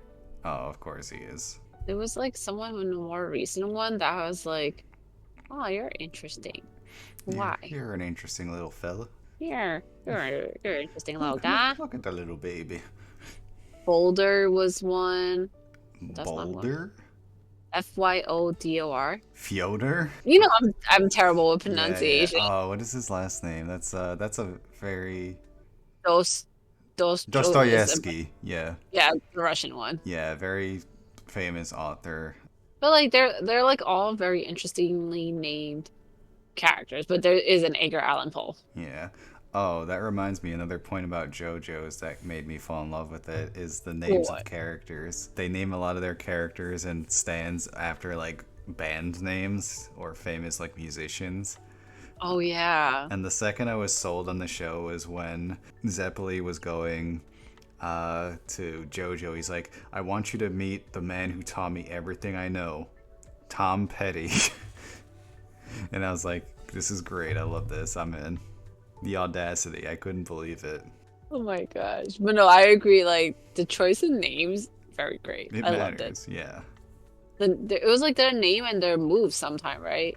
Yeah, sometimes the new moves were named certain things, or like, it became like a bit more creative later where like anything can be like a random dude. Just like, it's me, Metallica. And you're just like, all right, let's see what you do, man. Wait, they have one named Queen Bee. That was the character. That was a stand, and I was like, Queen Bee, who is that related? Beyonce, my Oh, favorite wow. author. Killer Queen, not Queen Bee. Oh, Killer Killer Queen. Queen. Yes, Killer I'm an Queen. idiot. Yes. Queen Bee. It should be a name, right? But I think he only picks the names that he of like. Yeah, shitty's her. I know. I don't know. He had Notorious B.I.G. I mean, Killer Queen was based off of Queen. I thought it was a song name. No, I'm pretty sure it's based off of Queen, the band. That's what it says in the wiki. Okay, if it says in the wiki. I mean, I'm not huge into like classic rock or anything like that. Like we all Well, know Queen, I Queen know, of song. course. Yeah. I thought Killer Queen was also the name of a song or an album or something, but I guess I'm wrong. Yo, somebody's name. Okay, we could do like a whole episode on Yeah. JoJo just because like how ridiculous everything is. But anyways, Yeah, this is a derailment. this is such a derailment. But like Bungo Stray Dog does that thing where they like name after like famous people in the past. Also, it's a very mystery driven, crime driven type of thing. It's also dealing with vampires and Wait, like you never told me that. oh yeah, like it's dealing Damn, with vampires. I would have watched that like yesterday. Well, in the more recent season, it's dealing All with right, I gotta vampires. catch up. But previously, it was dealing like a lot of organized crime, like mafia type of shit, and there's like detective That's work still with cool. superpowers, and then now it's got vampires, and it's really interesting because it does that thing where you're talking about like there is like a limitation to a person's power, so that it's like they have to figure out how to use their power to like defeat the person that they're trying to defeat, kind of thing, right? Love it. Yeah, like it's got its funny moments, it's got its serious moments, it's like got like a lot of action behind it. But here, like why it's like not in my top 10 is because it's like it doesn't feel like it's close to being like done yet. So that's why I'm like it's still got like a lot of room of like maybe something can happen, like as like the derailment of the show or something like that is what I'm trying to say. So that's kind of sort of reason why I'm like I really, really like it. It's just that it's taking a really long time for it to come out, and I'm like keep forgetting like what happened previously. Yeah, which always kind of like takes away from the impact. Yeah, Odd Taxi is just an honorable mention, and Mob Psycho is an honorable mention because it's like don't get me wrong, both are honestly really, really good animes as like a finished. It's just that at this moment in time, I feel like it was missing something, and I just didn't know what it was missing, like That's that fair. kind of thing. Yeah, just that thing to push it over the edge. Yeah, my other one is Golden Kamuy is an honorable mention. Yeah. Really good anime, like super funny, it can be super funny, it can be super serious. It's like very historical based, and I love that. They do a lot of like I guess if you're not very familiar with like Japanese history, this is gonna be like such a ride for you because it's like they do double into like the indigenous Japanese people. Yeah, that's how I Like, felt. yeah, Didn't and know like what the fuck was going on. it doesn't like stray away from like what the indigenous people do and things like that. And I thought that was such a interesting anime to watch because it like really ties that in. Like it's not like it's feeding you false information or anything like that. It really tries to tie in as like accurately as possible. It has a little bit of the mystery to it because they're trying to solve a puzzle for a treasure, and then it has like action to it because obviously they have to battle people. And it's really fucking weird, and I like it too. Like it's got these really weird ass moments, and I'm like, this is like really fucking hilarious. Like I'm gonna keep watching it now. Yeah, some of those weird ass moments I was like, ugh, what the fuck? I And you know. were just like, yeah. I know. it's weird, it's funny, and I think like it's such an interesting thing to have because we have to remember that it takes place back in like the early 1900s or something like that it was. Yeah. And like, things are not very Think technological, things are a so like bit different.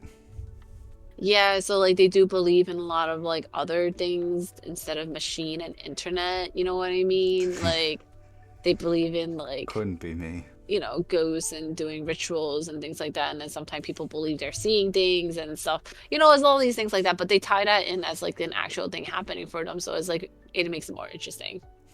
I like how you say they don't believe in the internet, but they believe in ghosts. As if Because that's the like a internet, classic like dichotomy. well, the internet wasn't even around, right? Yeah, you either like the internet or you like ghosts. You can't like Yeah. both. Yes. Oh, okay, what else? Konosuba. Ooh. Technically, it's an isekai because a guy died and then gets transferred into a different world. So technically, it's an isekai, but like it's pretty much just fantasy. Like there's no way around it because he doesn't like and particularly has like a special like power about him except that he can steal panties if he wanted to. But like A it's a power I'm sure many people wish they had. Konosuba is one of those animes that I can watch over and over again because it's so just like funny. It's just a very funny thing to watch and like it's so lighthearted and not meant to be taken seriously. That's why I like it so much. It's just so gaggy, it's so like ridiculous. Like the characters themselves are all ridiculous in their own way and it's just something I always really loved. And Yeah. my last one is Princess Mononoke. Oh shit. Okay. I think that was like I love Ghibli movies, but I don't think I loved Ghibli movie until I watched Princess Mononoke. And Okay. like it was a hard choice between Princess Mononoke and Nausicaa because Nausicaa I actually watched when I was a kid. And I thought like even as a kid I was like, wow, this is such a cool ass movie. And they both kind of pretty much deal with like a theme, you know what I mean? Like they deal with a theme of like wildlife and just preservations and things like that. Mm-hmm. But why Mononoke like meant more to me, I guess like it meant more to me because as I watched Mononoke as like more of an adult than a child, like a lot of the things that were happening just made sense. And I think the difference was like stakes were felt higher in Mononoke than it did in Nausicaa for some reason, from what I remember. And that's pretty Okay. much why. All right. So here's some of mine. So Ranking of Kings is actually in my honorable mentions. Oh my gosh, okay. It's like that is the one that is the closest to breaking into the 10. Okay. Like it's so close, and I think like once I watch more of it, it definitely will. But like right now, it's just on the edge where I can't justify putting it over these like 10 things that I really really enjoy. Then we have Akira, the film, Okay, very good choice. certified classic. Yes. I love how weird it is. Why it didn't get on there? I think I just don't have the same fondness I do for Ghost in the Shell. This is probably like the one that's also close to getting on there, but it's a little bit more style over substance. The reason that I enjoy it, like, because the plot is, while good, it is also kind of Meh. a bit open. Like, it's not Yeah. very tight. Yeah. It's like adapting a part of the original source material, and yeah, it's more so like an interesting ride than like an actual complete story that I was watching. And I think that's kind of what held it back, but love that shit. So it's so fucking weird. And I have One Punch Man season 1 specifically, just because it's so endlessly watchable. I've seen it like up 3 or 4 times with different people, and it's so good. I almost wish that was the only One Punch Man, because Oh then no! no, because then I would be confident in putting it like on a top 10 list. I think it just needs a chance. It does need a Like, chance, and I hope that it starts spiking back up. But like having 2 mid seasons and 1 amazing season does drag down the average. yeah.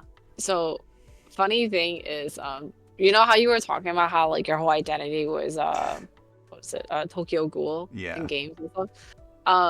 So there's a character in One Punch Man, and like all these character has like specifically has like kind of sort of like a name towards them, like meaning something, Mm-hmm. right? So there's a character in One Punch Man, and I don't know why I have like such an attachment to her, but I do. Is it the And small one or the big one? damn it, how did you know? Because I've seen the show. It's the big one. Okay, I thought it might be the big one. Yeah, because it's like she's not like particularly like, she's not particularly like special or anything like that, but I very much like her for who she is and stuff. And I think like her name is like great. So her name is Fubuki, right? Mm-hmm. It sounds very like, it doesn't sound very feminine in my opinion for giving who she is, like, she's very big busted and whatever like that, you know what I mean? So it's not like very that, but like she like Fubuki like does mean like, I think it does mean like blizzard. So pretty much what I'm trying to get to is I was playing Red Dead, Red Dead 2, and then I made Zach go find me the white horse, the legendary white horse. And we found it, we got it, and we had to name it. And I was like, what better name than Fubuki? You already know. Because we found her in a blizzard. I was like, perfect. Wow. One of my few moments where I named after an anime character. I'm surprised there's not more. Well, I think the first time we played Red Dead, and I say first time is because he erased our original file. So the second time was named Fubuki. The first time the horse was actually named Mizumi. Who's that? It's not like named after a character particularly, but I pretty much name it because like where you find the horse itself, it's like by a lake. And is usually like this like cold area. So Mizumi was supposed to represent, I think it means like in Japanese. Don't quote me on it. I'm not Japanese, all right? This is the most weeb shit I've ever heard. Fuck you. Yeah, it means like. That's why I named it Mizumi. I'm not trying to get canceled for being like arrogant and shit. No, we're gonna get canceled for other reasons, I'm sure. You didn't want to name your horse Metal Bat? Or No. Tank Top? Or Supersonic. Yeah, King? Oh, King is all the super greats. sick. King's fine, yeah. Okay, and I also have Hunter x Hunter on my list. And the reason I couldn't put it on my top 10 is because I don't like half of it. Bro. Chimera arc is the best arc. No, it isn't. I do not like it. I like almost every other arc, maybe not Greed Island as much. I don't even remember Greed Island. I remember the Chimera. dodgeball game was legendary. Oh yeah. But I still yeah, like otherwise it sucks. Chimera Ant, I've tried so many times, and you know I have, and I can't get into it. I stopped watching halfway through, and that's probably gonna get me canceled. But like, what is it about the Chimera arc that you don't like though? It's not cool. It's boring. No, of course not. It's not cool because they're killing people and shit. Well, like, they're not even doing it in a cool way. Like, it's not interesting to me. It doesn't have a coolness factor to it. I don't like any of the new characters in it, really. I hate the concept of the Chimera Ants, especially Meruem, who is just a dude who was just made better. That's just, like, essentially showing up with Android 18. Yes. They have this whole, like, they had this great world building, and then they're like, no, I made this little eggplant man that's actually the strongest in the universe, and, no one knows about him, and we just made him here. So, yeah, he's the strongest now. And, it feels so contrived. 20 or 30 episodes in, I'm so fucking bored and frustrated that I just don't want to watch it anymore, so I skip to the next arc. There is no next arc. Yes, Chimera there is. The Hunter election. Oh my fucking god, that really that's what that felt so half-assed, but whatever. Okay, that's my whatever. Well, that's because you watched the slowest of slow burns right before it, and it's just like I hate all the characters. I just don't like it. We could have left it at that, but you had to press. I just don't like it. Okay, at some point I kind of agree that maybe the Chimera arc could have been condensed a little bit better. But I still think overall, in terms of a story like plot, I still like Greed Island I probably the most. I mean, not Greed Island. Sorry, Chimera arc. you Chimera said arc. it. Oh my god. Can't take it back. No. No, see, Chimera and I hate the Dragon Ball Z ass. It's a Dragon Ball Z plot. They put Cell in Hunter x Hunter. He's the strongest man ever. Well, And we isn't this made what him they're- out of children. Hunter x Hunter literally is just like the same like archetype though. As what?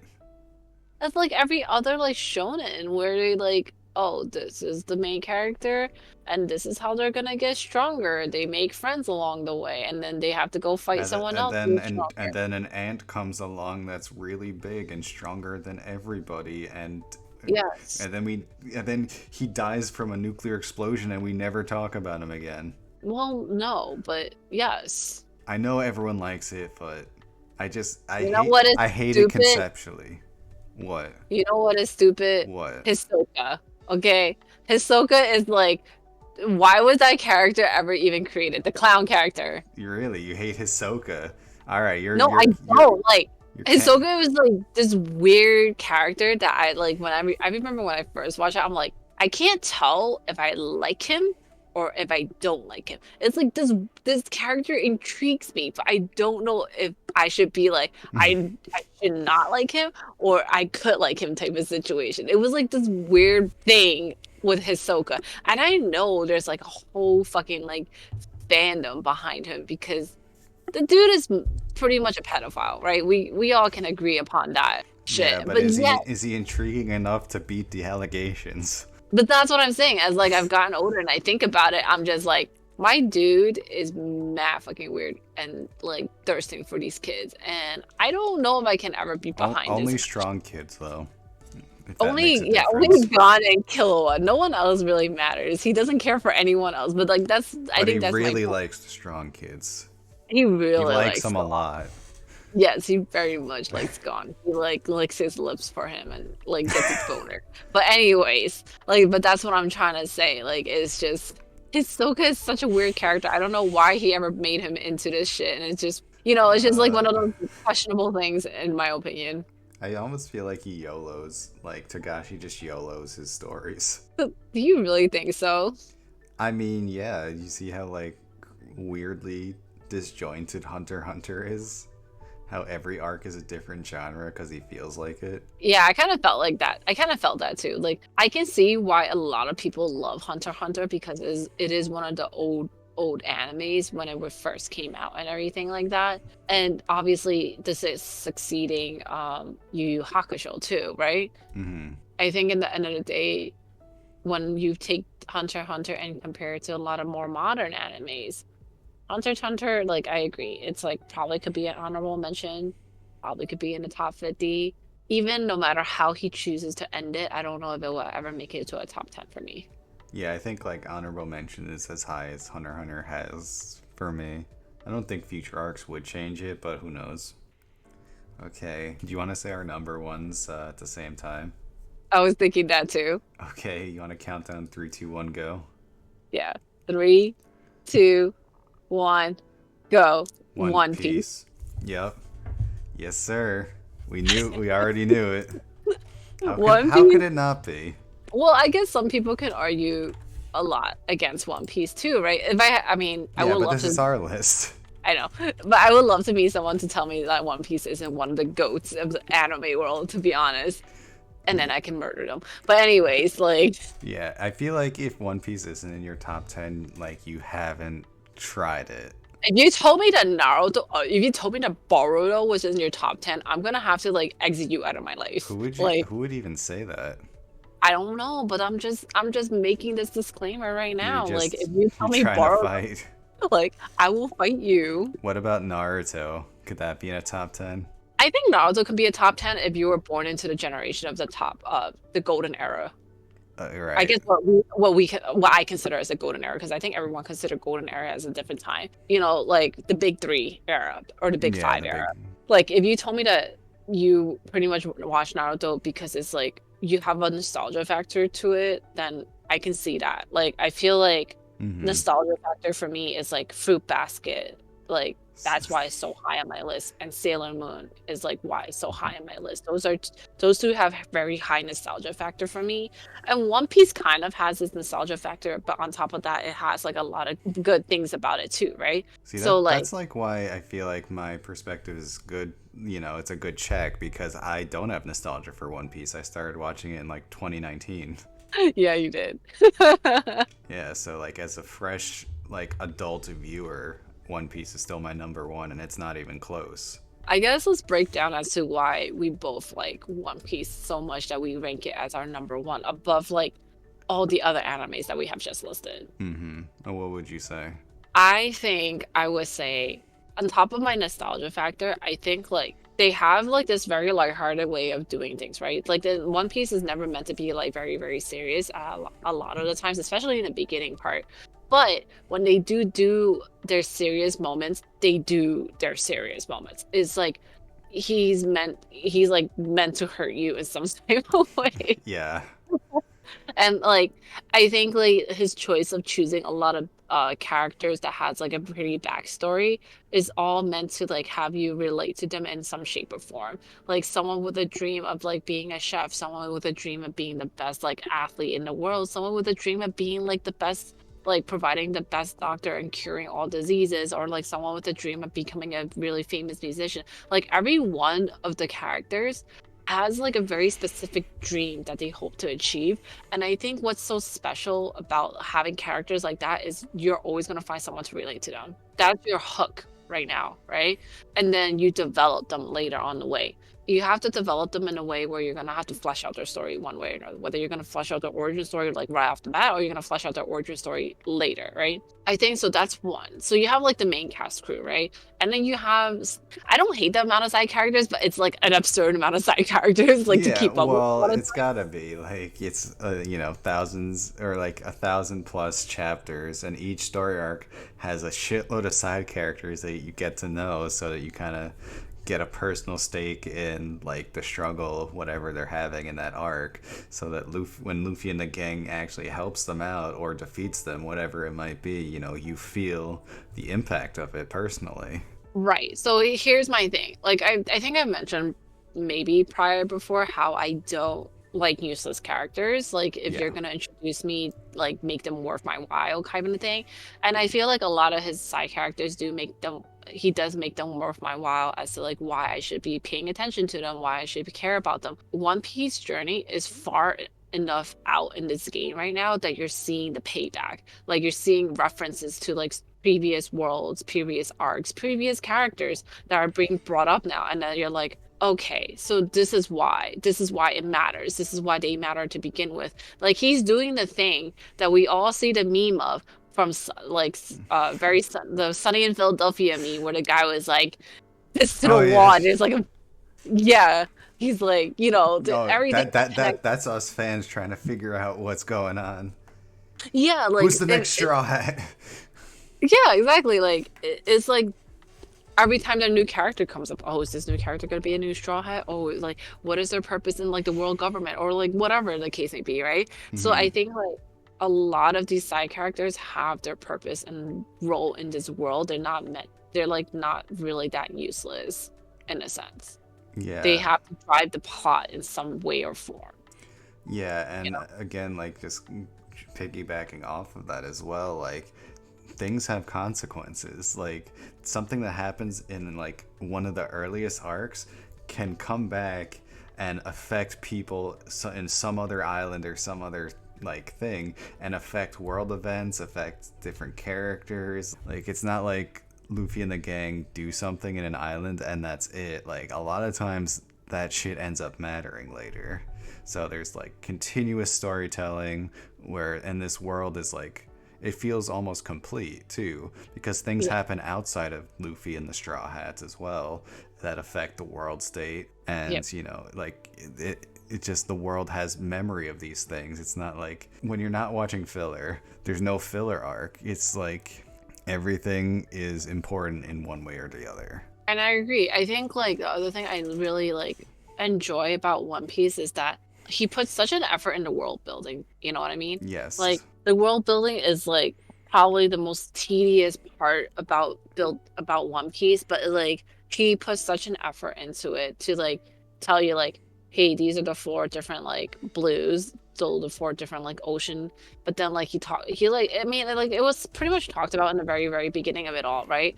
But then like he leaves out certain like there's a lot of information kind of missing in the beginning, and then you're like slowly piecing it together towards the end. And like now that we're heading towards the end, everyone's like piecing together about certain things about world events that has happened and how it's affected the actual like geographic of the world. And I'm like, wow, who would have thought? It's not just like it's not like a set in stone type of thing about this map. Something about the map can change if he like choose to go that direction or not. I don't know. This is like a kind of like theory, right? And I think like that's what's so enjoyable about One Piece is because like it's so open-ended world that like a lot of people could come up with a lot of different theories and not necessarily be right. But it's a Yeah. very entertaining thing to think about, like, you know what I mean? So like every time a new character get introduced, like, oh, what is his purpose? What about this place? What about like what happened in the void century that we still don't know about? You know what I mean? It's Yeah. like who is Joy Boy? Why is Joy Boy like Why is what Joy is Joy Boy? Boy? How is Joy Boy? Yeah. All these like characters that you're now meeting in the more recent worlds and stuff like that. It's like kind of pretty much piecing everything together. And I think like One Piece is such a fascinating world in itself because of all this stuff, because it has like a very rooted background but we're like a very rooted history that we don't know anything about because we started at this point in time and now we're slowly trying to like move forward but also learn about the past as well. It's Hmm. like it's very dynamic in that sense. Yeah, and something like extraordinary about this too is like he's so effective at making everything matter, like characters, world events, timelines, etc. But it doesn't feel like cumbersome. You know, there's so much we don't know and we're trying to piece together, but we don't feel overwhelmed by it. And I feel like that's a crazy achievement, especially for something that has hundreds, now thousands of episodes. I do agree. Like everyone who's never watched One Piece is gonna be like, "Oh, but there's so many episodes and No, stuff like please, that." no. Listen, let me listen. Listen, I'm talking to you right now. That was me. You were me. I was you. Like for 10 plus years, my friends would tell me you should watch One Piece. It's my favorite anime. It's so good. And I'd be like, no, I ain't trying to watch 100 episodes. Guy like Rubber Boy, that looks stupid as fuck. Like, I was the absolute biggest One Piece hater for years. I would make fun of them to their faces while they were watching One Piece until one day, like, you know, they kind of stopped telling me to watch it and I kind of put the idea in my own head, like an Inception thing, that, you know, let me give it a try. I have some like free time, like it was like after like college or something. So I have some free time, I'll give it a shot. And you know what? Independently of other people's opinions, I started to love it as well, to the point where I had a clear favorite in Fate Zero for like almost a decade, and One Piece usurped it easily. I think we should also say that One Piece is now very worldwidely because it's now on Netflix, and we have the live Yeah, action to also thank for its like very world wide reception and stuff too. yeah, and it's also one of the best live action adaptations ever. So good. I think it's like hands down, like they didn't have to follow it to the T, but they did such a good job in like portraying everything in such a short amount of time. Yeah, and it's because the source material is strong, and because the author was involved. Like whenever he's involved, he makes it good. Like I agree. he is a magician. He is Willy Wonka. He We're can. never gonna see his face. I mean, yeah, we haven't seen his face. Even when One Piece is bad quote unquote, it's still good. Like I finished the Fishman Island arc. That was like 60 episodes long, and the whole time I was complaining to Anna about how much I didn't like it. But yet I watched 60 episodes in like a month and a half. And like you can't do that for something that's bad. Fisherman Island arc isn't even the worst arc in my opinion, but hey, that's my opinion. Yeah, so there's like even like the worst of One Piece is still like pretty top tier shit though. Yeah, because I think like he still like is very true to like his work, right? Like introducing new characters that is still gonna have like importance to the main story, and then like the little bits and pieces in every arc drives the actual like main plot, right? You would agree to Hmm. that? Like the little bits and pieces that happen in like I won't say like I feel like I'm saying little bits and pieces of each arc because I don't feel like the entirety of the arc is like very important to like the main story. There are very pivotal points in every single arc that is very important to the main plot. You know, like everything else that comes with it is like a little bit of a filler kind of thing. Like he's just buffering it. And then like you get like the main pieces. I guess like if we're gonna talk about Fisherman Island, we have to talk about the previous queen. It might not seem important to you, but it's actually very important. Wait, I don't understand what you're saying. In Fisherman Island, remember we were talking about the Oh, queen? the Queen of Fisherman Island. Yeah. Yeah. Like she's important because why? She was trying to make a difference and then there were people who like opposed her, right? She kind of is the one who like tried to initiate the relationship between fishermen and humans. Yeah, she almost ended racism. And I think the same thing with Tiger, right? Her and Tiger both were trying to accomplish something, right? And the end goal of it was the idea of like trying to like end the hate that is between the humans and the fishermen. Yeah. And it might not seem like a very big deal, but then it is a very big deal because like we're dealing with a world, like a real world topic, but in a cartoon form. Yeah, and since the world is kind of alive within itself, like, these small like progresses in like one part of society do permeate to, other aspects. Yeah, and I think like why like mentioning of these two particular characters and their actions are very pivotal is because like what does it end up leading to? I don't Like, know. I didn't. well, like I You guess what tell I'm trying me. to say, what I'm trying to say is like what was our immediate immediate result of these two things was that like people like someone like Jinbei realizes that like he saw Tiger and then he saw like the queen and how they both try to work towards like this goal, the same goal, even though they're doing it in different ways, the same goal type of thing, right?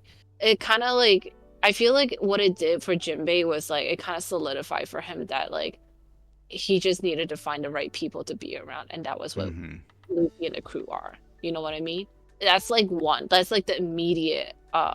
That's like the immediate result. The not so immediate result is like something that happens much later on, in the One Piece Yeah, story. you guys can talk to Anna about that privately, because I'm not caught up yet. I think like that's what I'm trying to say. It's like there are like we talk about it. There's consequences, but and like every arc has like kind of sort of an immediate result, but then also like a long-term result. Like Alabasta, immediate result is like the liberation, right? Hmm. And like Princess Vivi going back to her rightful like royalty and stuff like that. Not so immediate result is like much later where there's like a grand conference kind of thing that's gonna happen. It's like things like that. It's like who would have thought we would see Vivi again like this far out, but we do. And then like same thing with like a lot of these characters are coming back because we're kind of sort of heading towards the end of the entire series of itself, but things are coming back, things are getting now like slowly getting tied up, and now we're also going to see the payoff of like a lot of these like actions that Luffy has done in the past. That's gonna be fucking crazy. I think it's very interesting so far, like how he's trying to tie everything up. Like he's trying to tie everything up while still introducing new things to the whole thing. You know what I Which mean? is It's like how it's it would not. happen. I feel like that seems natural. Yeah, I'm just hoping he doesn't feel like he's rushing it. I hope he just like do take his time Why rush it at this point? because I feel like I'm scared because it's happened like many times before where like mangaka end up. I feel like mangakas end up like feeling that they have to rush out the like final product and it becomes very half-assed and not felt. You're hurt from Attack on Titan. Well, not just Attack on Titan. Like Fairy Tail is another example. Oh god. I know. I read Fairy Tail. That was like, along with Tokyo Ghoul, another part of my identity at that time period. Yeah, so that's why like I don't come across like animes like that like enough to care. But when I Mhm. do and I read it and then like it just feels like they ditched me and then when things were like getting good, then I feel very hurt by it kind of thing. You know what I mean? That's why I'm like Anime scared that trust issues.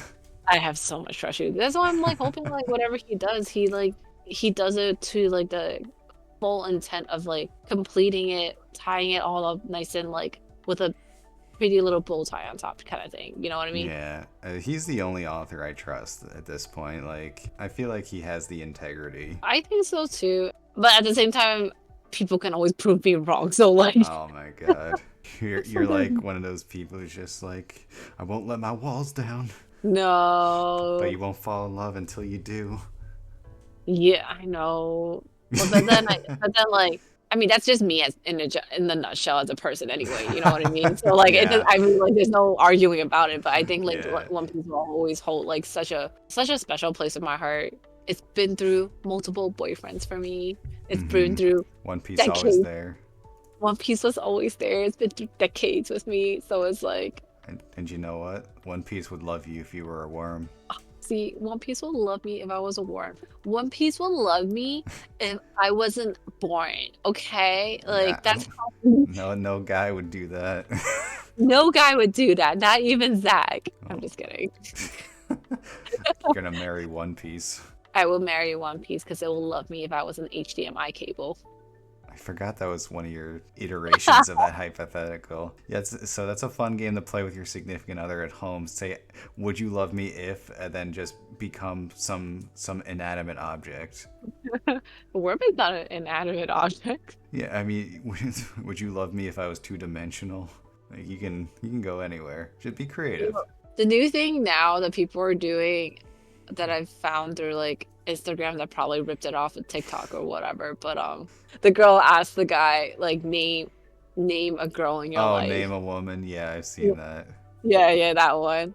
I still haven't done it yet, but That was like, I don't know if it's based on the skit, but there was a skit from someone named Billy on the Street who would, in New York City, he would like sprint up to somebody who was like seemed very busy and he would be like, for $10, name a woman, and we just hold the microphone right into their face. And there was one person who like coming from a yoga class and she could not for the life of her think of a woman, and she was freaking the fuck out. She's like, name a woman. She's like, a woman? He's like, yes, any woman. He's like, oh, and she's like taking her bag off. she's doing the weirdest assortment of like actions. And she eventually ran away because she got too flustered. I think if a random person came up to me and like was like yelling at me to name a woman, I would freak out too though. Yeah, so I don't know if it's probably not based on that, but it's literally the same question. Yeah, literally it is. So But you're doing it to your like significant other, and then they fucked up if they say another person's name and not yours. okay, so like, well, this is probably a It's discussion we should have consequences. later, but like, so I'm just wondering, like, what's the difference between like if they say like Megan, like it's a first name, versus if they say like Joan of Arc, you know? It's just like, why the fuck are you thinking about that person and not me? So it's the same reaction if it's Megan versus Joan of Arc. Yes. Okay, interesting. I wasn't sure about that. Okay. It's just like you're just wondering what they're thinking about, and then if they don't have your name, then they weren't If thinking your about name, if you aren't at the forefront of their mind at all times, they're bad. you. Yes. Right, I got you. Jeez. Okay. Well, that's our list. One Piece is the greatest. Hopefully, it doesn't break Anna's heart. Yes. Like, I mean, it's been with you for all these years. I know. It would be a very bad breakup if it did. Yeah, but so you're just like waiting for the end before you let your walls down. I'm waiting for the divorce to happen at this point. Oh my! Don't divorce. That's gonna be real sad when there's no more One Piece.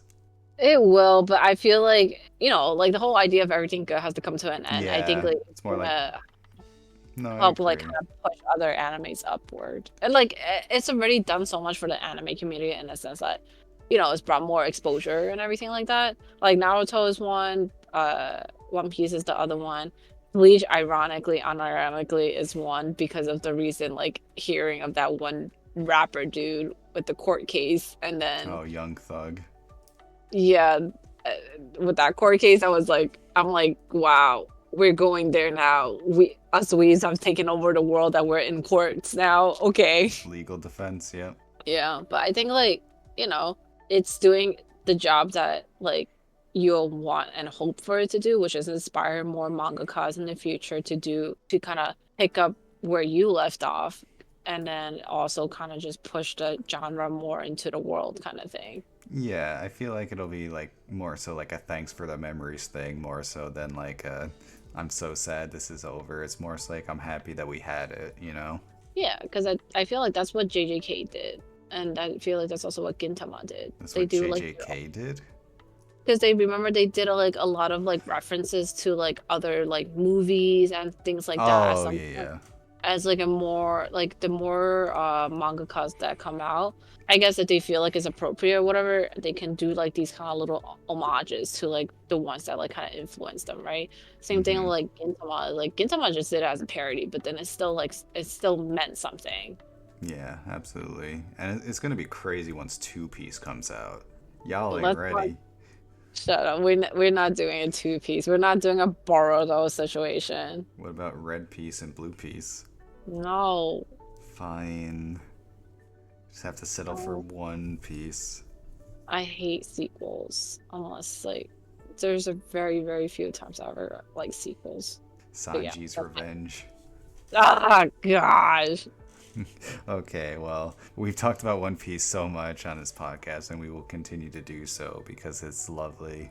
Yeah, if you haven't seen it, try even the live action one on Netflix. At the moment, it's 8 episodes, and if you like that, you know, you'll probably like the anime too. It's the gateway drug. It is the gateway, but it's like a good drug. It's like, you know, What's a good drug? I don't know, you're the medical professional. Like caffeine? No. It's like water. Okay, fair. Like, you know, tea. I don't know. You're putting me on the spot and it's not working. It's good. Try it. Trust me, bro. Yes. Yeah, if you have top 10 or animes that you'd like to post a comment, or if you have, you know, any suggestions for us that we didn't mention that you might think is a top 10 worthy anime, we'd love to hear it because I don't know anything. And somehow Anna's giant, like, all consuming brain might have missed an anime. So, Probably. yeah, you can't. You can't get them all. Can't catch them all, man. Yeah, so please tell us what we should watch. And yeah, I don't know what we're doing next time, but it'll be fun. So until next time, this is one brain cell blasting off again.